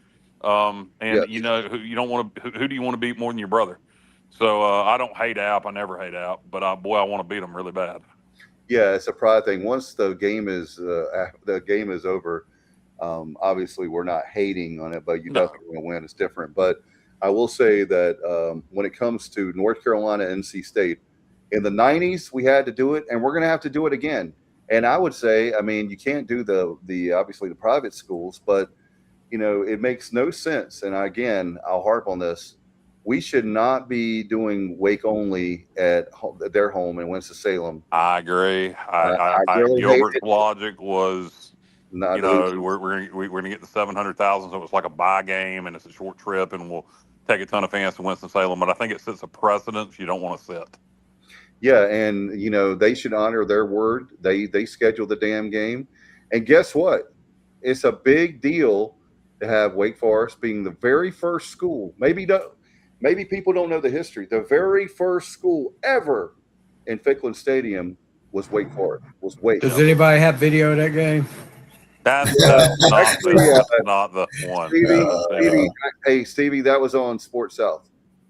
No, that's not the same one. Kyle knows about that. I know that, Kyle. We're joking. I know. But anyway, and Bubba says, love the chance to beat him. But yes, the precedent it sets. He's talking about Wake. Yes, yeah, exactly, Bubba. And let's see if State makes it to Dowdy Ficklin in 28. Bubba says, absolutely. This is what I'm upset about. It seems about. like that would be canceled by now if not, but, we'll see. Well, I'll tell you one thing. They know. NC State knows.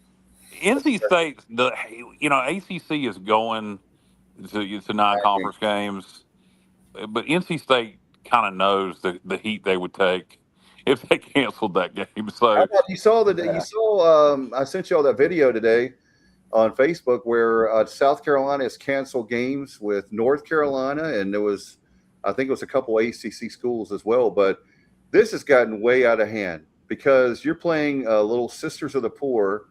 And I understand the FCS level, and I get it. But if you're Clemson, if you're South Carolina, really, you can play these games. You can play these games and play against us. I think it's time for the American to go to 9 conference games. Yeah. I think with the way non-conference scheduling is becoming, I think going to 9 conference games would make a lot more sense. Then you play one Sun Belt game, Yeah, or either two Sun Belt games, one Sun Belt game and then one bye game, or either two Sun Belt games and then one FCS for us, for example, would be the way to go, and you'd have a better schedule than it. I don't know how many times you could freaking play Old Dominion. Yeah, I agree, Kyle. With FCS though, I feel like Clemson, they should be playing FCS teams. South Carolina should be playing. Every team plays one FCS game, and it helps the FCS teams. And although those FCS numbers are dwindling, they're all kind of, joining the FBS. But yeah, with Old Dominion, with the regional games, Kyle, I agree. The non-conference games, it's nauseating how we just like earn a circular motion with the same teams over and over again. By the way, Matt was talking about the Northwestern game. That's next year, and I can tell you what we're going to be doing. Labor Day weekend, we're going to see the Cubs play at Wrigley, and then that next day we're going to see at Northwestern. It's going to be great. Yeah, that is the plan. I got a lot of people up in the Illinois area, so looking forward to that. Looking forward to seeing James. He'll be moving up there this summer with his girlfriend Sarah. And one of my best friends since I was a teenager, Kim, and her family live in Peoria area. So gonna see a lot of my people. I don't travel normally very far for ECU football games, but I will be going to that one. Get to see the Cubs, get to see the Pirates, and get to see a lot of my friends. So I can't wait for that game next year, 2027. All right, you got a challenge here, Kyle. How many games did we win in 95, 99, 2008, 2009, and 2025? 9, 9, 9, 9, 9, 9. There you go. And A-Win, thank you, A-Win, the super chats. If you would like to be a part of that, as we're doing the show live on YouTube. Why did Bubba ask that? He's laughing out loud now. I don't know, but Kyle trying to hide accent on 9. I do same thing. 9? 9. Yeah. 9. It's like, what was it with Stevie? Bubba, how do you say 9? And Bubba, it ain't like Bubba talks with a distinguished, clear, like, here I am, Mr. Radio Man. What's the deal with 9? Yeah, well, hold on. I got a question for Stevie. What number comes before 2? 1. Juan.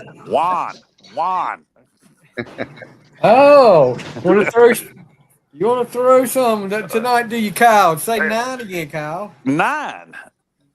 No, you said it differently. I know what A-Win is saying. Yeah. The way you said 9, it was like 9. Not 9. That. 9. There you go. You're hiding it there. Like 9. Like 9. 9. You mean like German? Like 9. I'm so lost. I'm so lost. N-E-I-N. 9. I'm so lost. Do I say 9 funny? I don't know. No, you don't. I'd say 1 funny. You do. You're saying it correct right now. Oh, I was hiding my accent. Bubba, I don't really do that. Sometimes it just comes out more than others. I don't really hide my accent. Sometimes it just comes out more than others. I don't knowingly do it. It's just different times. Matt Semenza bringing it tonight, $4.99 for the super chats. He said, "Y'all accent's killing me." Best $10 you ever spent right now, man. Yeah. I don't know about that. There's a story we can't tell on the air, but no. That one time, yeah, $10. No. So anyway, as we were saying about accents, yeah, Bubba just sent me an audio file. Like I can listen to it while I'm live on the air. Oh, number 9. That could be dangerous. Matt, come on with us, Matt. He said Kyle was the new Brian Kelly. Remember that where he said, "My family." I have 9 members in my family. The madder I get, the more hickish I'll sound. Like if I get more fired up, the more the redneck will come out, or I'll mix redneck and thug. It'll be kind of redneck thug mix. And Kyle, Kyle, you got $2. You got to say this. Tires.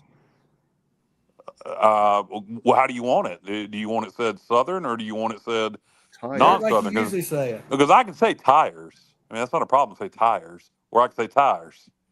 I mean, do you want tires? Do you want tires or do you want tires? I can do either. Cal, are your tires tired? Yeah. So I don't, tires. Stevie, you say it, man. Tires. Justin. Tires. Tires. What Justin would be like. I think Justin passed out. Tires. I think Justin passed out.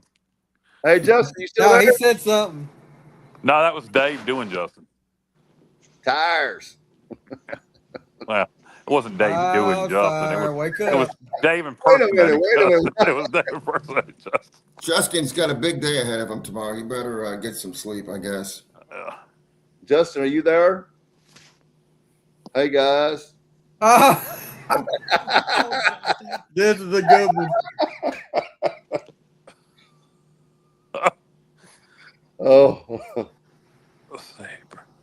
I can't read right now. I'm like, what? It's that Italian meat. Oh, prosciutto. Prosciutto. Tars. How do you say prosciutto? Am I saying prosciutto incorrectly? I think you said it right. I think you said it good. I mean, like that's the how I rest say of it. us do. Prosciutto. Prosciutto. You don't say it. You don't say it with the. Prosciutto. We don't say it with the Italian accent on the Prosciutto. Hey, how you doing? Hey, oh, what's the matter with you? Never We don't mind. say after every word. Hey, Prosciutto. coach. Uh-oh. What the hell was that? Uh-oh. Nope. Oh, how do you say it, Matt? Come on the air. Hop on. We'll Yeah, send you a link. Matt. I mean, we can say how do you say it, but it ain't like he can come on the show and say prosciutto. I'll Prosciutto. send him a link. Prosciutto.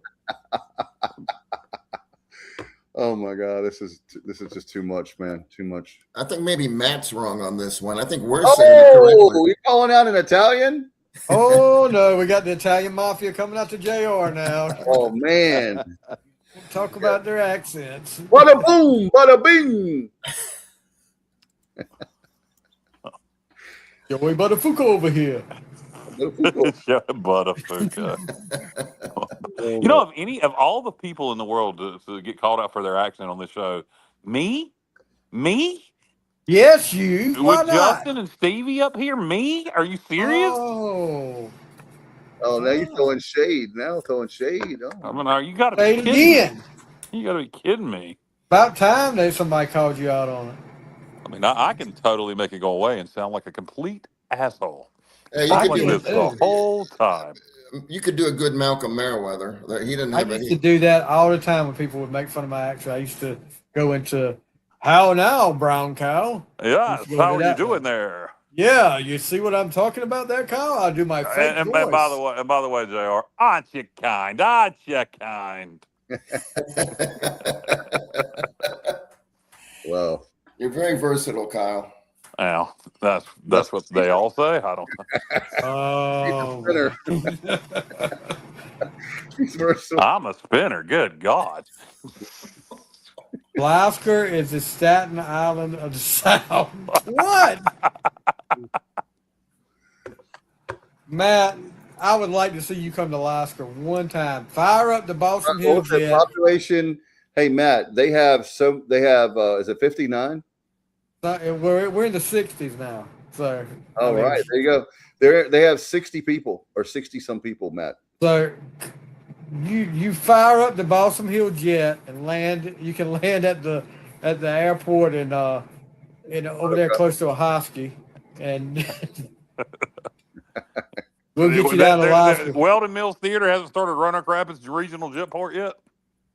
You know what? I had y'all moved them cows. Matt's landing shortly. Okay, good one, Bubba.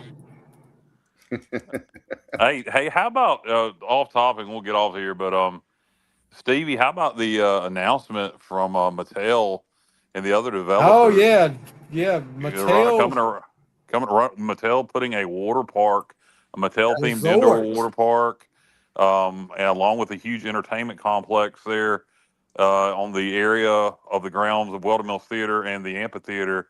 If all that actually happens, it's been announced, it's going to be game changing. Yeah, I mean, hold on. I'm trying to pull up the. It is a great location. Yeah, right off 95. Yeah, they put one between Richmond and Fredericksburg.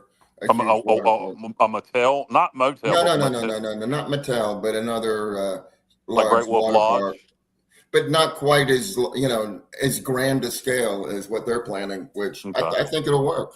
Hey, Kyle, say water. Well, I could say water.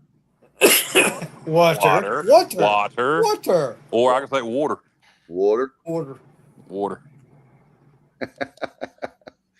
All right, Matt's going to love me. What now? Say water. He wants Water. To say water. Water or water. Kyle, he get you water. You're killing him. Water. Steve, how you say it? Matt, I sent you a link, by the way. I say it just like you say it, Kyle. Water. Water. Yeah. Yeah, I sent. Dave, we can't exit the show without learning the proper way of saying prosciutto. So Matt's got to. Yeah, Matt. Send Matt a link. Matt's got to come on the air. air. The link and get him on here because I want to. Yeah, I did. Now I'm dying to know. Inquiring minds are dying. Did you send it yet, Matt? Yeah, Matt, I checked it a few minutes ago. Matt, check your email. You're going to come on a minute and tell us how to say prosciutto, and then we're going to get off here. You're going to be like in Smoking the Bandit 3, where Bandit comes on for a cameo. There you go. I hope this show doesn't be as bad as Smoking the Bandit 3, though. I did not say that. I didn't say it was bad. I think we're better than Smoking the Bandit 3, which. Hey, here's my prediction. Can't get much worse. I think he's going to say prosciutto. Hey, Stevie, what about Ishtar? I know how he's going to say it. I'm going to wait till he gets up here, and then I'm going to say it before he says it. Dave, I have no. I got it. I just remembered Stevie, how Italians say it. Stevie, so I'm waiting for him. To come up here, and I'm gonna say it. Never watched. I saw it. Never watched Ishtar. I saw it in the theater. All right, so Matt's coming on. He said, "Okay." For punishment. You remember the Buccaneer, Stevie, in Greenville? Oh yeah. That's where I saw it. Do you know? And then, if that wasn't bad enough, then remember back in the day, I thought it was cool because in the 80s. Do you know where? Cinemax. Do you know where a pirate keeps his Buccaneers? I have no idea. Underneath his bucking hat. All right. Thank you, Alan. You dropped your ear. All right. So I'm gonna wait for Matt to come on, and then I'm gonna beat him to how you say prosciutto, according to. I think it would be good. I think we've done this once before, but we need to give Matt some Southern terms and see how it words. All right. Well, if he ever gets his ass up here. Because when the moon hits your eye like a big piece of pie, that's the morning. The bells will ring, ting, ting, ting, vi-ha-ra-la. Yeah, we're waiting for the great Matt Semenza, number 49, and I don't know about great. Oh man, now you don't swell that head up, Dave. The mediocre Matt Semenza.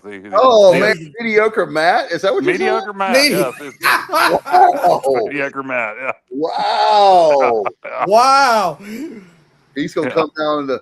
By the way, Stevie, we've got a pipeline going now because the witness protection plan. They can come to Alaska. Staten Island of the South, evidently. Yeah. There he is. There he is. I think I know how you're going to say you say prosciutto. Don't say it. What's up? First of all, welcome in, Matt Semenza. What's up, guys? I had to chime in with all these Southern accents. Matt, did you hear him call you mediocre Matt, by the way? Mediocre Matt. Because you had I did not hear that. I'm not sure how I feel about it. Dave called you the great Matt Semenza. I said it's mediocre Matt. I called you great. I called you great, Matt Semenza. He called you mediocre. All right. So remember that. All right. So Matt, I think I figured out how you're going to say how you should say prosciutto. So as an Italian, I bet you say prosciutto. Well, you could say it. All right. So if you're like really feeling, you could go with prosciutto. I was close. But typically, what you hear is prosciutto. Prosciutto. Yes. Wait a god dang minute. Wait a minute. We waited all this time for you to just put an accent on the word prosciutto. Prosciutto. Hey! You gotta say it with, How you doing? It's like a mozzarella. Mozzarella. Well, We got to have hey Semenza, you've got to come down for a game. You know, you're just putting an accent on the prosciutto. I'm saying the same word. You're just putting an accent on it. It's Italian. It's not what we would. It's more what sing-songy. Is that what you call it, Matt? With the love language being Italian's one of them. Yeah, exactly. You know, like Kyle, you just said it a little too American-like. You know, you were like, oh, jeez. Well, were you surprised? Were you surprised when I hit you with the prosciutto? Yeah, that was good. That was good. I was impressed with that. That was nice. All right, guys. Lasker, Stevie, do you have any words from Yeah, Matt? what you got to say about Lasker now, Matt? The Where did I say Staten Island of the Lasker? South? Lasker is the Staten Island of the South. Dave wanted to know if we had Southern sayings for Matt. Like, what do you want to see if he could figure them out? Well, yeah, like maybe you want to talk about fixing to or like. Oh yeah, all right. So Matt, do you know what fixing to is? You want to? Oh yeah. Do you know what fixing to is? Fixing to is a great one. I love that. I love that one. Down the road a piece. Down the road a piece. Yeah. Y'all come on. Y'all come over here. Now here's the question: how did Dave Richmond not develop any Southern accent? Because he was born in Durham. He was born in Durham. His family is well educated, and he wanted to be in radio. That's correct. I had a Southern accent up until age 11. Sure. 11 years old when it changed. 1984 is when I was like, I can't. I've got to make it in radio, and I can't make it if I don't lose the accent. My sister had some tapes, and I literally destroyed them. You remember the tapes? Honest to God, I did. I was so mad because she was making fun of me. It was like pre-puberty and the Southern accent. I was like, hell no, we got to get rid of these. So I'm still interested in Matt getting something to say. So yesterday I used one that Jessica didn't know. If I say booger barking, y'all know what that is? No, I've never heard of that. Nope. Steve, you know what booger barking is? No, I have never heard that before. You never heard of that dog? You never heard of a dog booger barking? Booger barking? Booger barking. I've never heard of that. Any of our listeners know what booger barking is? Kyle's gonna give you $100. No, I'm not. Booger barking is when a dog is suspicious of somebody and they do that low rah, rah, rah. That's booger barking. I have never heard that. Interesting. I call it growling. Is that growling? No, that's growling is growling, but the low bark, like where they're suspicious of somebody, is booger barking. I have never heard of that. I've not heard of that one.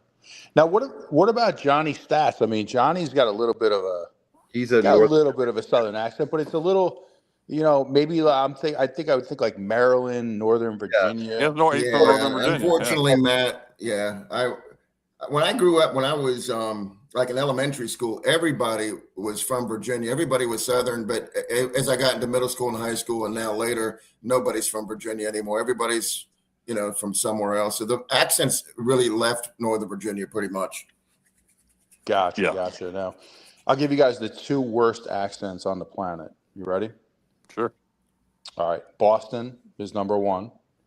Like that Boston twang is horrible. And then this one from Boston. This one might surprise you a little bit. Boston. China Grove, North Carolina. The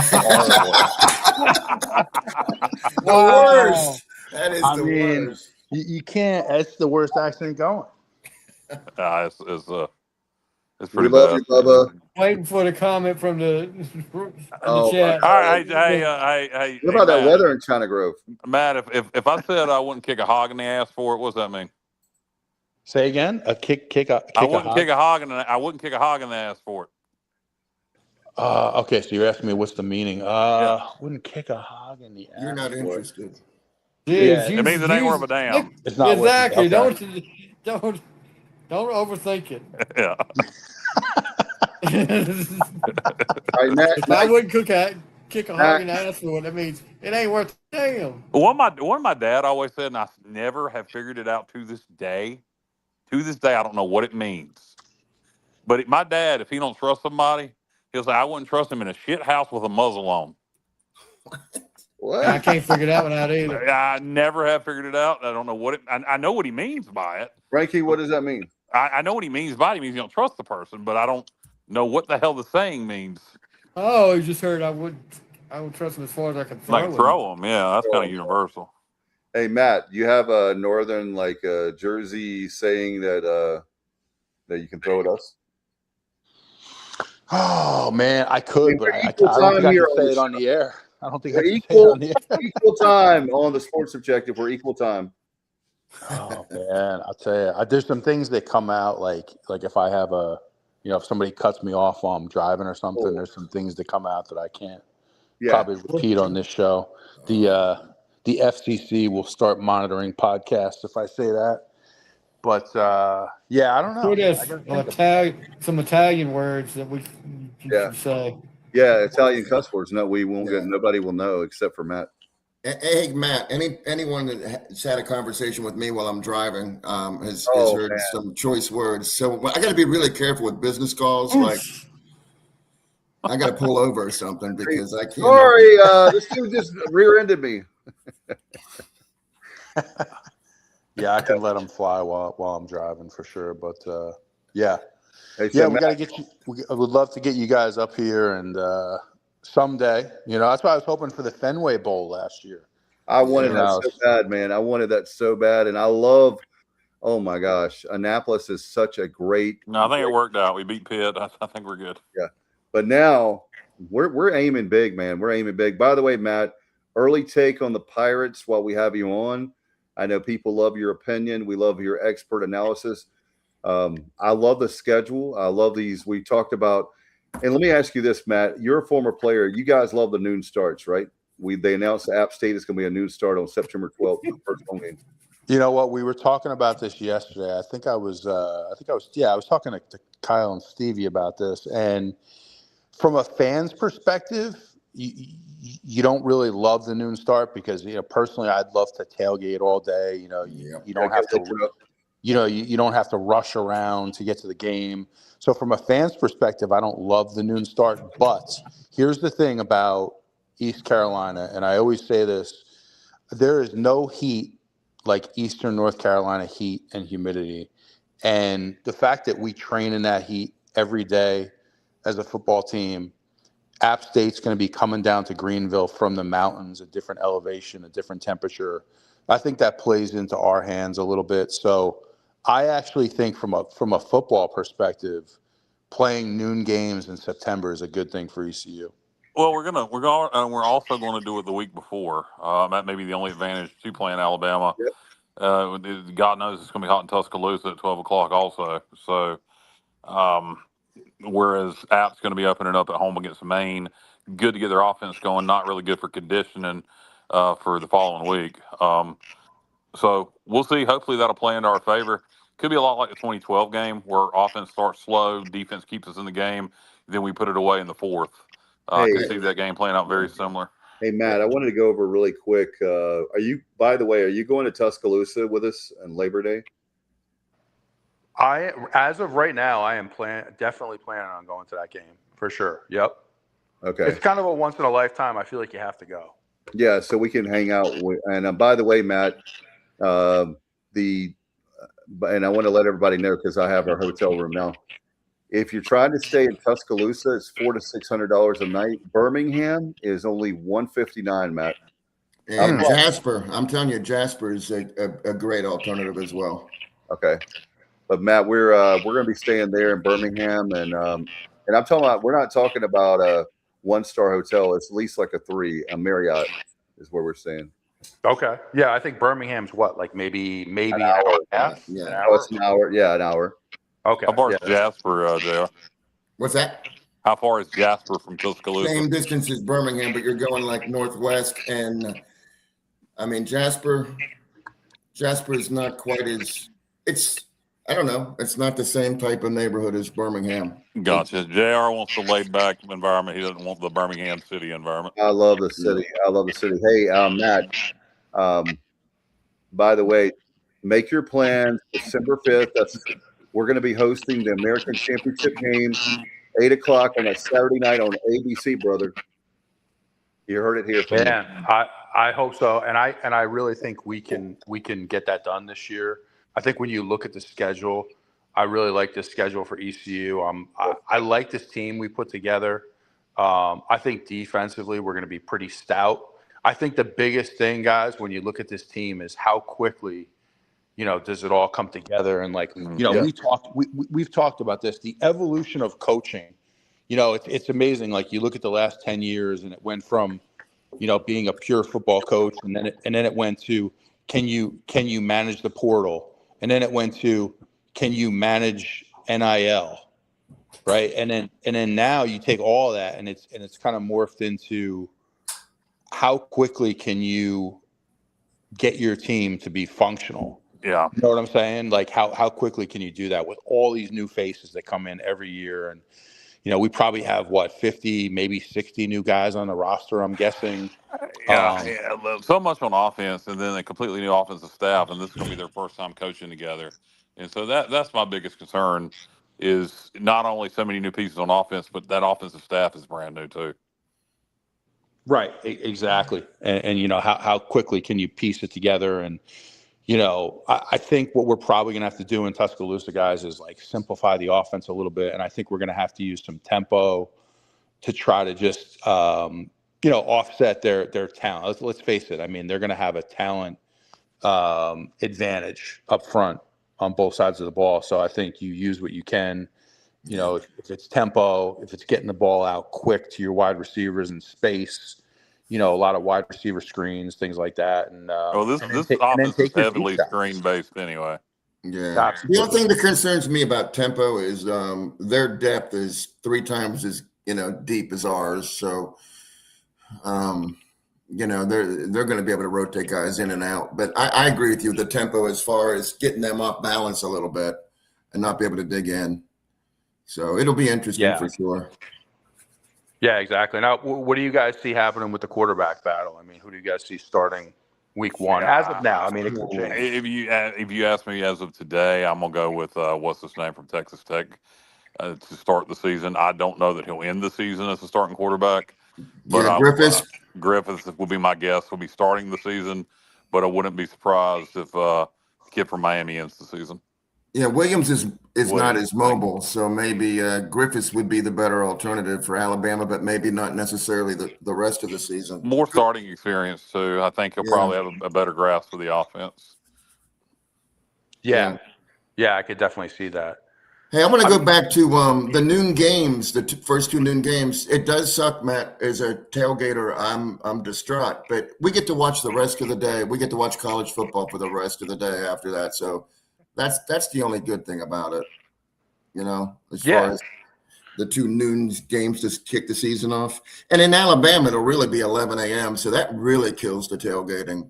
But that's a good point. I didn't even think of that. Yep. Early start. Yeah. Well, I didn't know you were going down there, so I'm back and forth whether I'm going or not. But I just feel like it's one of those things. I feel like it's a bucket list type game. Like, there's a handful of places where I would definitely want to go to, but I'll tell you guys, like I'm really, I think what was Kyle you were talking about before, Northwestern. That's one I'm really looking forward to because, it's just, first of all, you're going to have a new stadium, a beautiful new stadium on the lake. On the lake. It's a chance to get into some Chicago, food, right? Some Chicago pizza, Italian beef. Yeah, I mean, we'll get Stevie from Lasker out there and chocolate cake subs. Chocolate cake subs. What in the hell? Chocolate cake milkshakes. Chocolate cake subs. Yeah, I don't know where that came from, but chocolate cake milkshakes. that is a thing in the Chicago area, started by Portillo's. So a lot of good food in Chicago. I like I told earlier in the show, Matt, I got a lot of, James is moving out to Aurora, right outside of Chicago. His girlfriend Sarah lives up there. And then my friend Kim lives out in Illinois. So I got a lot of friends in Illinois. So I'm looking forward to that trip as a whole. And I'm a Cubs fan. So yeah, I was saying, Matt, before maybe the Friday or the Sunday, we could see the Cubs play. Hopefully they're playing that weekend at home.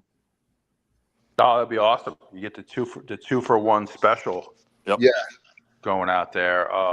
I was talking to Mark Libiano and former Pirate great, and he's going to come in from California and meet us in the middle of the country, and you know, Do you ever call Mark Libbiano the Lib from California? I have joked around with him about that. The Lib. The libtard from California. Nah. That's great. Yeah, that's what happened when you're in LA too long. You never know what's going to happen. I'm just playing on his name is what I was doing, Libbiano. Lib. Yeah. No doubt. Yeah. Hey, so Matt, I want to get your take. I don't know if you heard the show earlier about the gambling money in North Carolina. Did you hear me talking about that? Or to hear us talking about that? Yeah, but Matt's probably not overly aware of what we're talking about because he don't live here.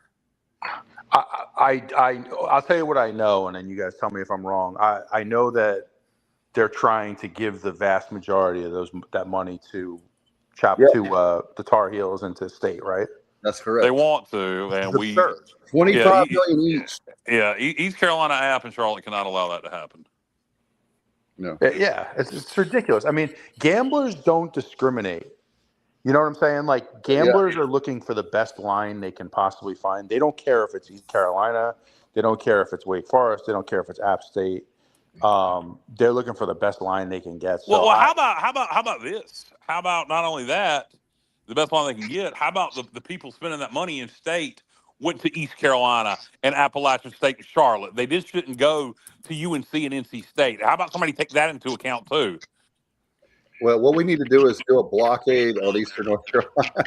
We're not going to do that because of travel and tourism. But if it wasn't, I think putting toll booths up, on 64 and on 70. Oh yeah, and if you don't have, if you don't live in a county east, of 95, you got to pay a toll to go to the beach. Ooh, hey Matt, that would be brutal for them. But if they don't care anything about Eastern North Carolina, they could care less. Yeah. It's a perfect example of the rich get richer. I mean, as if those schools don't have enough money. We need all the help we can get financially. So, that would be a kick in the face for sure. Sounds like a lawsuit. It does. Exactly. Hey, Matt, also, by the way, we are the largest state without a Major League Baseball team, and we're up to 11.1 million people now. 11.1 with no Major League Baseball. In fact, we're the largest state also that is going for the Major League Baseball franchise. Well, if they get it, I hope that they put it in the middle of the state in like the Raleigh-Durham area. Yeah, absolutely. That would be perfect. I mean, if they put it in Charlotte, that kind of kills you guys, your ability to go. Yeah. So put it in the middle of the state. You have a great airport that goes right into Raleigh. Yes.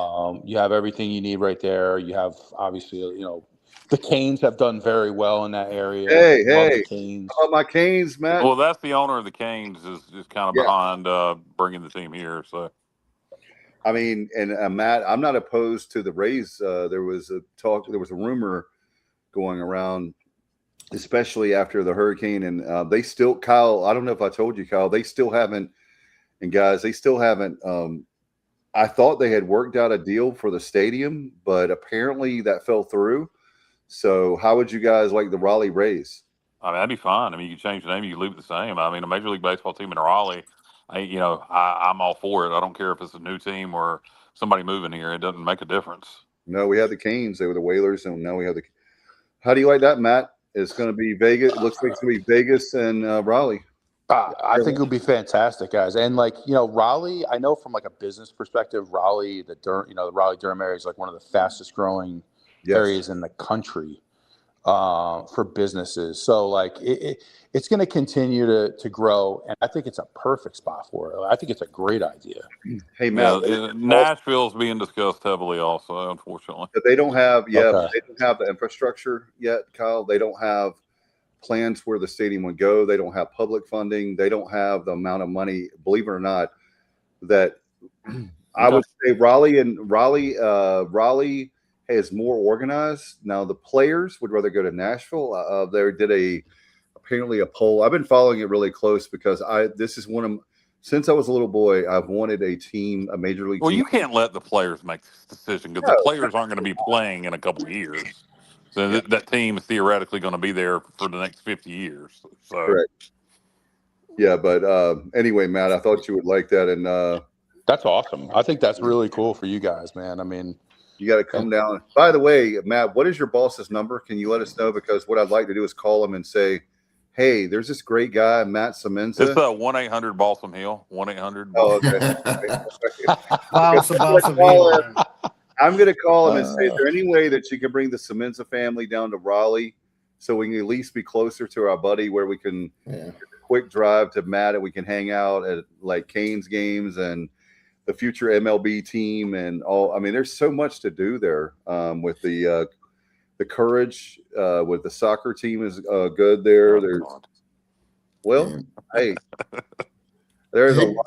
Hey, Matt, did you see, by the way, there's guys, there's a speaking. I was watching women's rugby highlights earlier on TikTok. I might start. I'm gonna send them to you, Stevie. Some of them chicks are rough. Hey, Matt. Oh yeah. You have the American rugby team, men's team. I'm glad you mentioned that, Kyle. Is playing. I forgot who they're playing, but it's going to be in July at that Cary Wake Med soccer complex. I'm just curious. Sometime in July, I was curious to be able to go there. I think it will be fun. What is that? It's the American team for rugby. They're playing. I think it might be Spain, but I've never been to a rugby match. I just thought it would be fun. Women's or men's? This is men's. Women's rugby interests me more, actually. Some chicks look tough. Hey, guys, really quick, since we're kind of on this topic of getting a professional baseball team in the Raleigh area, two things I would love to see for North Carolina, specifically for ECU. But that, I think, number one, what you just mentioned with that team would be great. But a serious upgrade, modernized airport for Eastern North Carolina. I'll tell you all about that, Matt. Alan Thomas tried to make that happen. He wanted to, when he was in charge of Global Trans Park in Kinston, and I hope I'm not speaking out of turn for Alan, but I think Alan tried to get some airports to consolidate and create a regional airport in the East. Kinston would be the ideal spot. It has the infrastructure there because of GTP. If everybody, if Greenville, New Bern, Jacksonville would all get on board together and allow it to happen, and we could get the funding to get a regional airport in Kinston and just let all primary flights, except for private flights, come in and out of Kinston, it would be so much better for the region than all these little podunk airports. And I think Kinston is going to be the more realistic spot to put that than Greenville. I think Alan Thomas tried to make it happen. And I'm not saying he's still not trying to, and I don't want to be speaking out of turn for Alan, but maybe it'll happen one day. Hold on a minute, though. I was told, Kyle, that can't happen because of Seymour Johnson. That it would.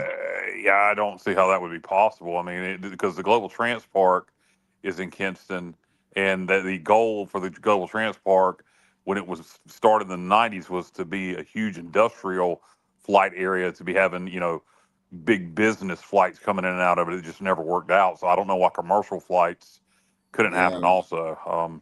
So I don't know that I buy that. Who told you that, JR? Someone in the military that listens to this show. Well, here's the thing. They're not not close together though.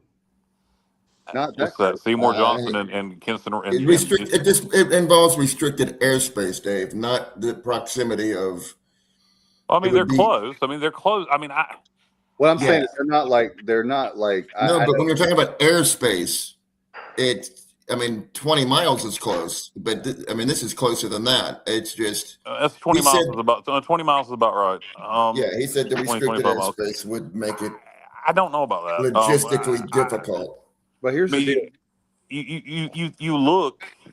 You can't tell me that you look in some of these cities that have other Air Force bases. Andrews Air Force Base is right at DC. Right at National Airport. Yeah. I used that as an example, Kyle. Yeah. Thank you. Yeah, that was what I was thinking of. Yeah, I don't think I believe that.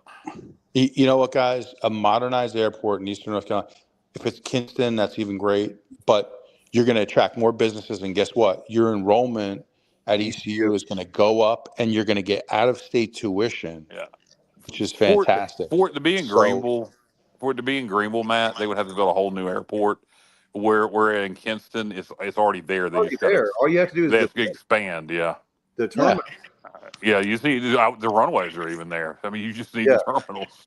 I think it would be the best thing in the world for Greenville and East Carolina, and I can't believe they haven't done it yet. It actually shocks me, guys. I think it's got a lot to do with a lot of political stuff. A lot of political stuff, and a lot of little towns wanting to hold on to a little bit of money for their little bitty pissy ass airports. You think about it. Raleigh Durham Airport, RDU, was, even when I was growing up, was not anywhere close to what it is now. But because of Research Triangle Park. Well, think of how much it would create. Not only would it help ECU, think how much it would create tourism for New Bern and the Crystal Coast down to Moorhead, Atlantic Beach. If you had a regional airport, it would help Jacksonville, the city of Jacksonville, which keeps growing and growing. Now Wilmington has a bigger airport, and you can fly into Wilmington if you got business to do in Jacksonville. So maybe it wouldn't impact Jacksonville as much, but New Bern, Greenville, Kinston, Goldsboro, Moorhead City, the Crystal Coast, even the Outer Banks, a regional airport in the east would be huge. No doubt about it. And they have you guys know the job, but they have a small airport now in Wilmington that's taking flights from the Northeast, but that's even 2.5 hours from. Yeah, you're better off flying to Raleigh. Greenville, Raleigh, Greenville's closer. Yeah, though I use the Wilmington example for Jacksonville, but still, even Jacksonville would benefit from having an airport in this area. Yeah, and that would help. And guys, that would also help overall, I think, with the whole idea for the transport.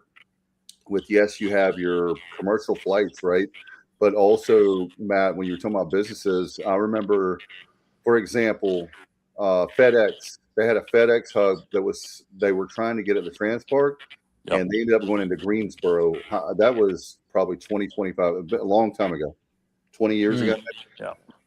But things like that, it just takes that one FedEx. It takes that one, company along. I think the missing element, Kyle's right, and Matt, is that we need commercial flights out of there, and that will help bring businesses around that airport. Yeah, at one time there was a daily flight from Kinston to Atlanta.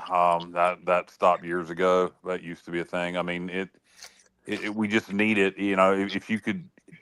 If you could just convince everybody to come together in the East and turn that Global Trans Park into a regional airport, and you could do something, it would benefit ECU greatly.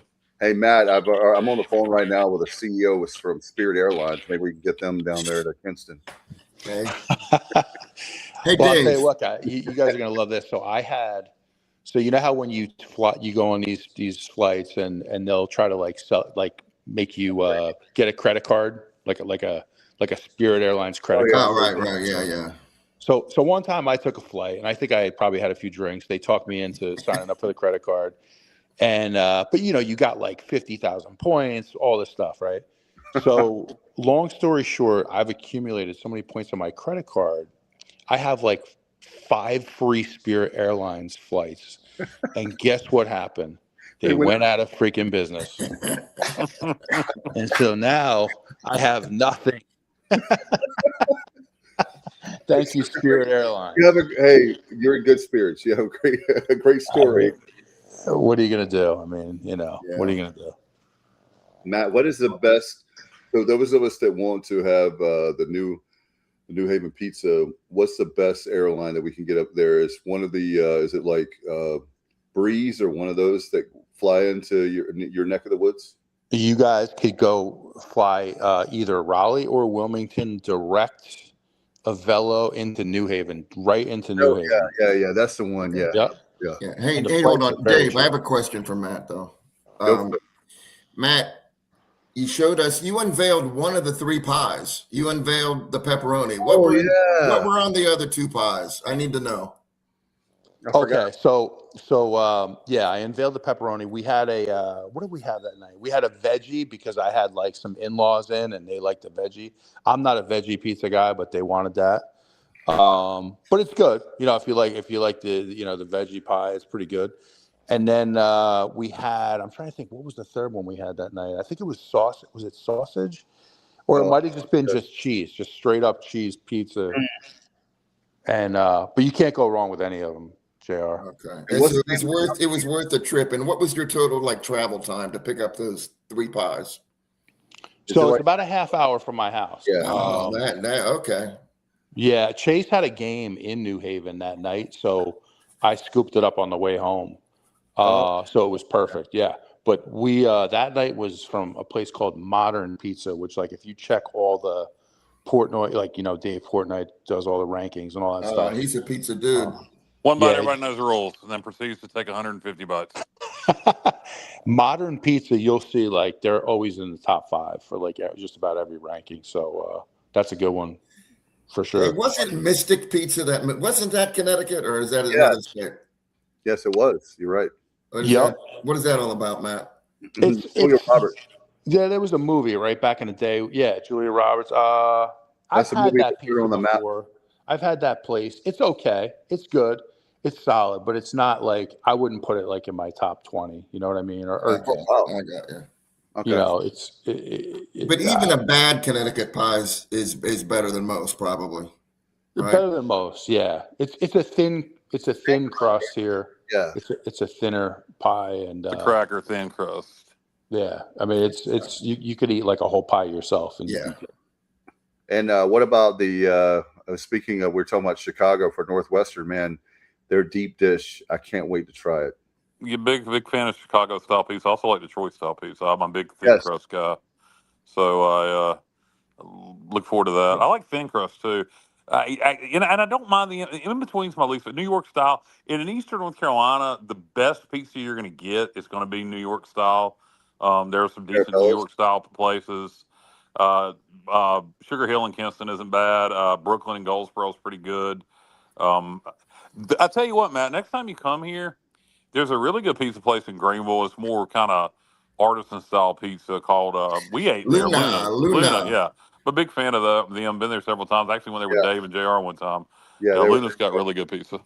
By the way, Matt, have you ever had Mirabella's in Greenville? Yeah, it's very good. I don't think so. I hadn't had it in a while, but they have one in Washington too. But Mirabella's pizza is definitely New York. But you know what, Dave? You know what I like about Mirabella's is I like Sicilian pizza, which is hard to find down here. It's different than like the deep dish. Matt, you've had Sicilian pizza, I'm sure. It's the thick slices. Yeah. It's sliced square, isn't it? Like the square, thick slices. Yeah. And Mirabella's is the only place down here I can find that's like close to that. Oh, really? Nice. I need to try it, man. Matt, you have to try it. They've won.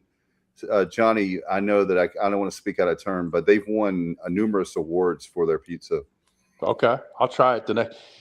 Yeah, Matt's one of those. If I'm Matt and I'm coming to Eastern North Carolina, I'm not looking for pizza. I'm looking for barbecue, and stuff like that. Hey, Matt, next time you come this way, you want to try some really good barbecue, and you want to go, if you don't mind driving a little ways, go up to Edenton, to Old Colony Smokehouse, and you'll be glad you did.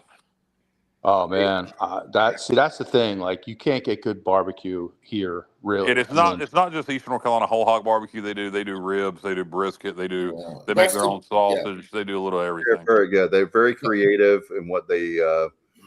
By the way, Matt, I don't know if you like oysters, but we have Sunnyside Oyster Bar here that's very good. Or if you're looking for a steak here in the Williamston area, Deadwood is a great. It's like Deadwood, South Dakota. It's a very cool place. But Sunnyside's not on the water, correct? It is not. No. See, I feel like if I'm going to have oysters, it's going to be on the. I want to be on the water. I want to think Matt. I want to think Matt. Matt would have a great time up at the Outer Banks. At Fish Heads. On the old Nag's Head fishing pier. Is built on the old pier, Matt. They got a simple menu of fish, shrimp, burgers, cold beer, and live music. Very good place. You literally are sitting on the pier eating. I mean, people might be. There's a certain part of the pier you can still fish. You can still fish on, but you can fish. I'll send you some pictures from Fish Heads. It really, when the water's just right, it looks like you're in Bermuda or somewhere. It's beautiful, yeah. Wow. And that is one of my favorite places on earth. I spent time there, and any chance I can drive out to the Outer Banks, you better believe I'm going to be there. You can from my house, it's an hour and a half each way. It's a day trip for sure. But Matt, you got to try Sunnyside, and you have to try Deadwood. We'll have Matt here for a couple weeks, just trying out places, and you can do reviews and get a YouTube channel and everything. Nice. Well, I'll tell you guys this. One thing that's is starting to pop up at a lot of the pizza places up here is honey sriracha. Yeah, the hot honey. Have you had that? No, he said honey sriracha. Yep. Yeah, it's the same thing though. I don't know. Somebody came up with Mike's hot honey, and now everybody's doing hot honey on everything. I enjoy hot honey. I think it's good on a lot of different things. Oh man, they do it on a pepperoni here, on a pepperoni pie. The honey sriracha with a little red pepper, delicious. If you like a little heat, if you like a little spice, like it's a little kick, right? It's not real hot, but a little kick, right? A little kick. Yeah, no, it's not hot. It's not real hot, but it's got a little kick, and it's damn good. Yep. Yeah, I'm not putting honey on my pizza. I'll put the heat, but not the honey. I'm not touching that one. Yeah, Matt. So we definitely can't wait for you to come down here, and it's going to be a great time. And we're going to have to find. By the way, Justin says if you come down, he's going to put you in his suite. So we're going in the suite. All right. That sounds good. It's time for Justin to actually put somebody in that suite. Because I went to the spring game because Justin's like, come on, we're going to have bourbon. We got this, we got that. And I went to the spring game and I texted him. I didn't get in that suite. So until he actually lets somebody in that suite, he's got to quit throwing that out there. Okay. I'm going to tell him that. I'll tell him that tomorrow if I see him. We'll tell him on the group chat or whatever. But anyway, Matt, we're looking forward to the football season. I'll tell you what, this is going to be the best season we've had in a long, long time. This might be your generational kind of season. I feel, I'm not ready to say all that. All this has got to come together first. But I think the potential's there with the schedule for that to happen if the offense comes together. Yeah, I mean, we can have injuries, a whole bunch of things happen, but it's not injuries. We have no idea it's going to get. It may not come together. It may not. The guy may suck at calling plays. He's only done it one game. So I mean, Mensa can take over calling plays then. I mean, for saying it's going to be a generational season. Let me tell you something. I'll put money him against Scotty Montgomery any day on calling plays. Okay, I'll take. I mean, hey, Dave, can I follow up on something you said earlier? Yeah, go ahead. Okay, so I'm with you 1,000% that I am praying for an American Conference Championship game in Greenville because I feel like this may be our last chance to do it because if they do this playoff expansion, the conference championship games are probably going to fall by the wayside. And that would be, I mean, Matt, how huge would that be hosting a conference championship game? Oh, it would be awesome. It would be awesome. And I agree. I think you're not going to see conference championship games much longer. And, you look for some of these conferences, it's kind of a no-win situation. Obviously, it would be great for ECU, especially having it in Greenville. But, you look from like an SEC perspective, your top two teams in that championship are most likely going to be in the Final Four when it's all said and done. Do you want to play that extra game? Is it meaningful? I don't know. I don't. Conference championships don't really. You don't have to do this anymore. I'd be okay. If they had to go away from that, I'd be okay. But one thing I am firmly opposed to expanding to 24. I think that's way too many teams. By the way, Matt, they were Brett McMurphy was with the conference commissioners, and apparently there was a good number. They wanted to go up to 24. There was one, he said, he didn't name obviously the names, but one wants to keep it the same. One was going up to 16. One was at 20. Every single one of them, though, said even the person, the commissioner that was keeping it the same, admitted that that we have to increase the number of teams. What do you guys think is the magic number? 4, and let's go back to bowl games.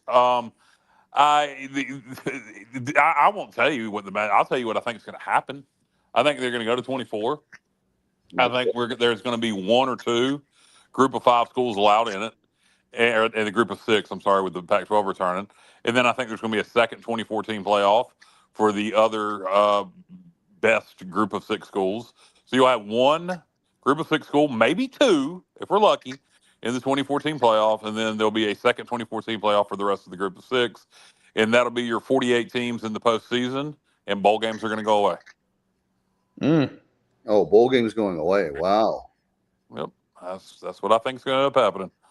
How would you guys feel about, and I know you don't like soccer, but taking where the teams what's it called when, like, let's say a NC State's having a bad year, we have a good year, so relegation. Relegation, yeah. Would you guys be for that? You know, that'd be great, but that's never going to happen. I know. I just wanted to see how you. I love that. We win the American. NC State finishes 8th in the ACC. We take their spot. That'd be great, but relegation's not going to happen. I think maybe it will down the road to a point.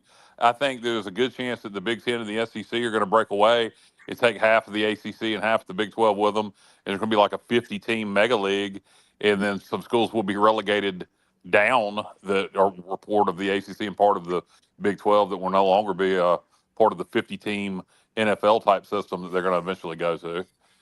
So, yeah, and I don't know and maybe I'm wrong on this, but I firmly believe that when you're looking at this, the eyeballs are what give the ad dollars. I just don't see the interest there. For me personally, if they break away, I'm not watching that. I won't watch that football anymore. I won't watch it either. But if it's going to be 50 schools, I could live with it. I mean, if it's 64 or 70, I would just be sick to my stomach. But if it's 50 schools, then you got a lot of people that we would like to be in a league with at that point that we'd probably be in a league with. Would there be crossover games at all, or no? Or does that? I think in that scenario, no. I think those 50 play those 50, and that's it. That's it. And that's crap. That's absolutely crap. And I think, but the good news is, I think you'd have an NC State and a Boston College and maybe a Georgia Tech, from the Big 12, probably a UCF, Cincinnati. You'd have all those schools kind of left behind, and so it would. I'd be okay with it. In 50 is the number Gilbert threw out. 50 is the number that our friend David Glenn threw out. Yep. And God knows he's pro ACC, so he would want the whole ACC to be included, and he doesn't think it's going to happen. He thinks it's going to be 50 teams. Like, in other words, Duke, UNC. There's a couple of teams from the ACC outside of the obvious ones. Obviously Florida State and Miami and Clemson, I see being in that 50, but Duke and UNC definitely will be in there. So, yeah. When they talk about all the teams in North Carolina for the ACC, well, there's only 2 of them. I don't know about NC State. I don't think State will get in. I really don't. I think if it's 50, I think they'll be very, very, very on the border. My guess is they wouldn't if it's 50 schools. And also, Matt, Gilbert talked about what he's talking about is there's not many schools that can. When you talk about Big Ten and SEC, they don't have that kind of, obviously, that money. And so they're not going to be able to compete like Wake Forest. They have money, but they don't have SEC money. Right. They have, and they don't have because they're a small school, a small Division I school, they don't have the fan base or the alums to be able to do it. And I'm not knocking Wake at all. I'm just saying as far as Wake Forest is another school that would get left behind for sure. Guys, we are pushing well over 2 hours. You're not pushing. We're well over 2 hours. So I don't know if you guys want to keep talking, but I'm gonna get off of here. No, I looked at it a few minutes ago.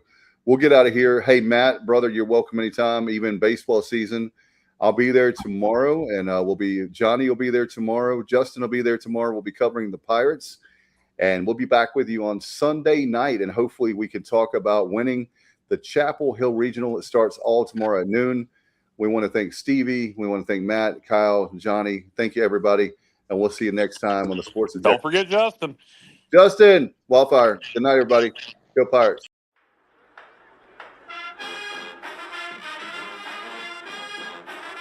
You're watching the Sports Objective, the podcast for Pirates.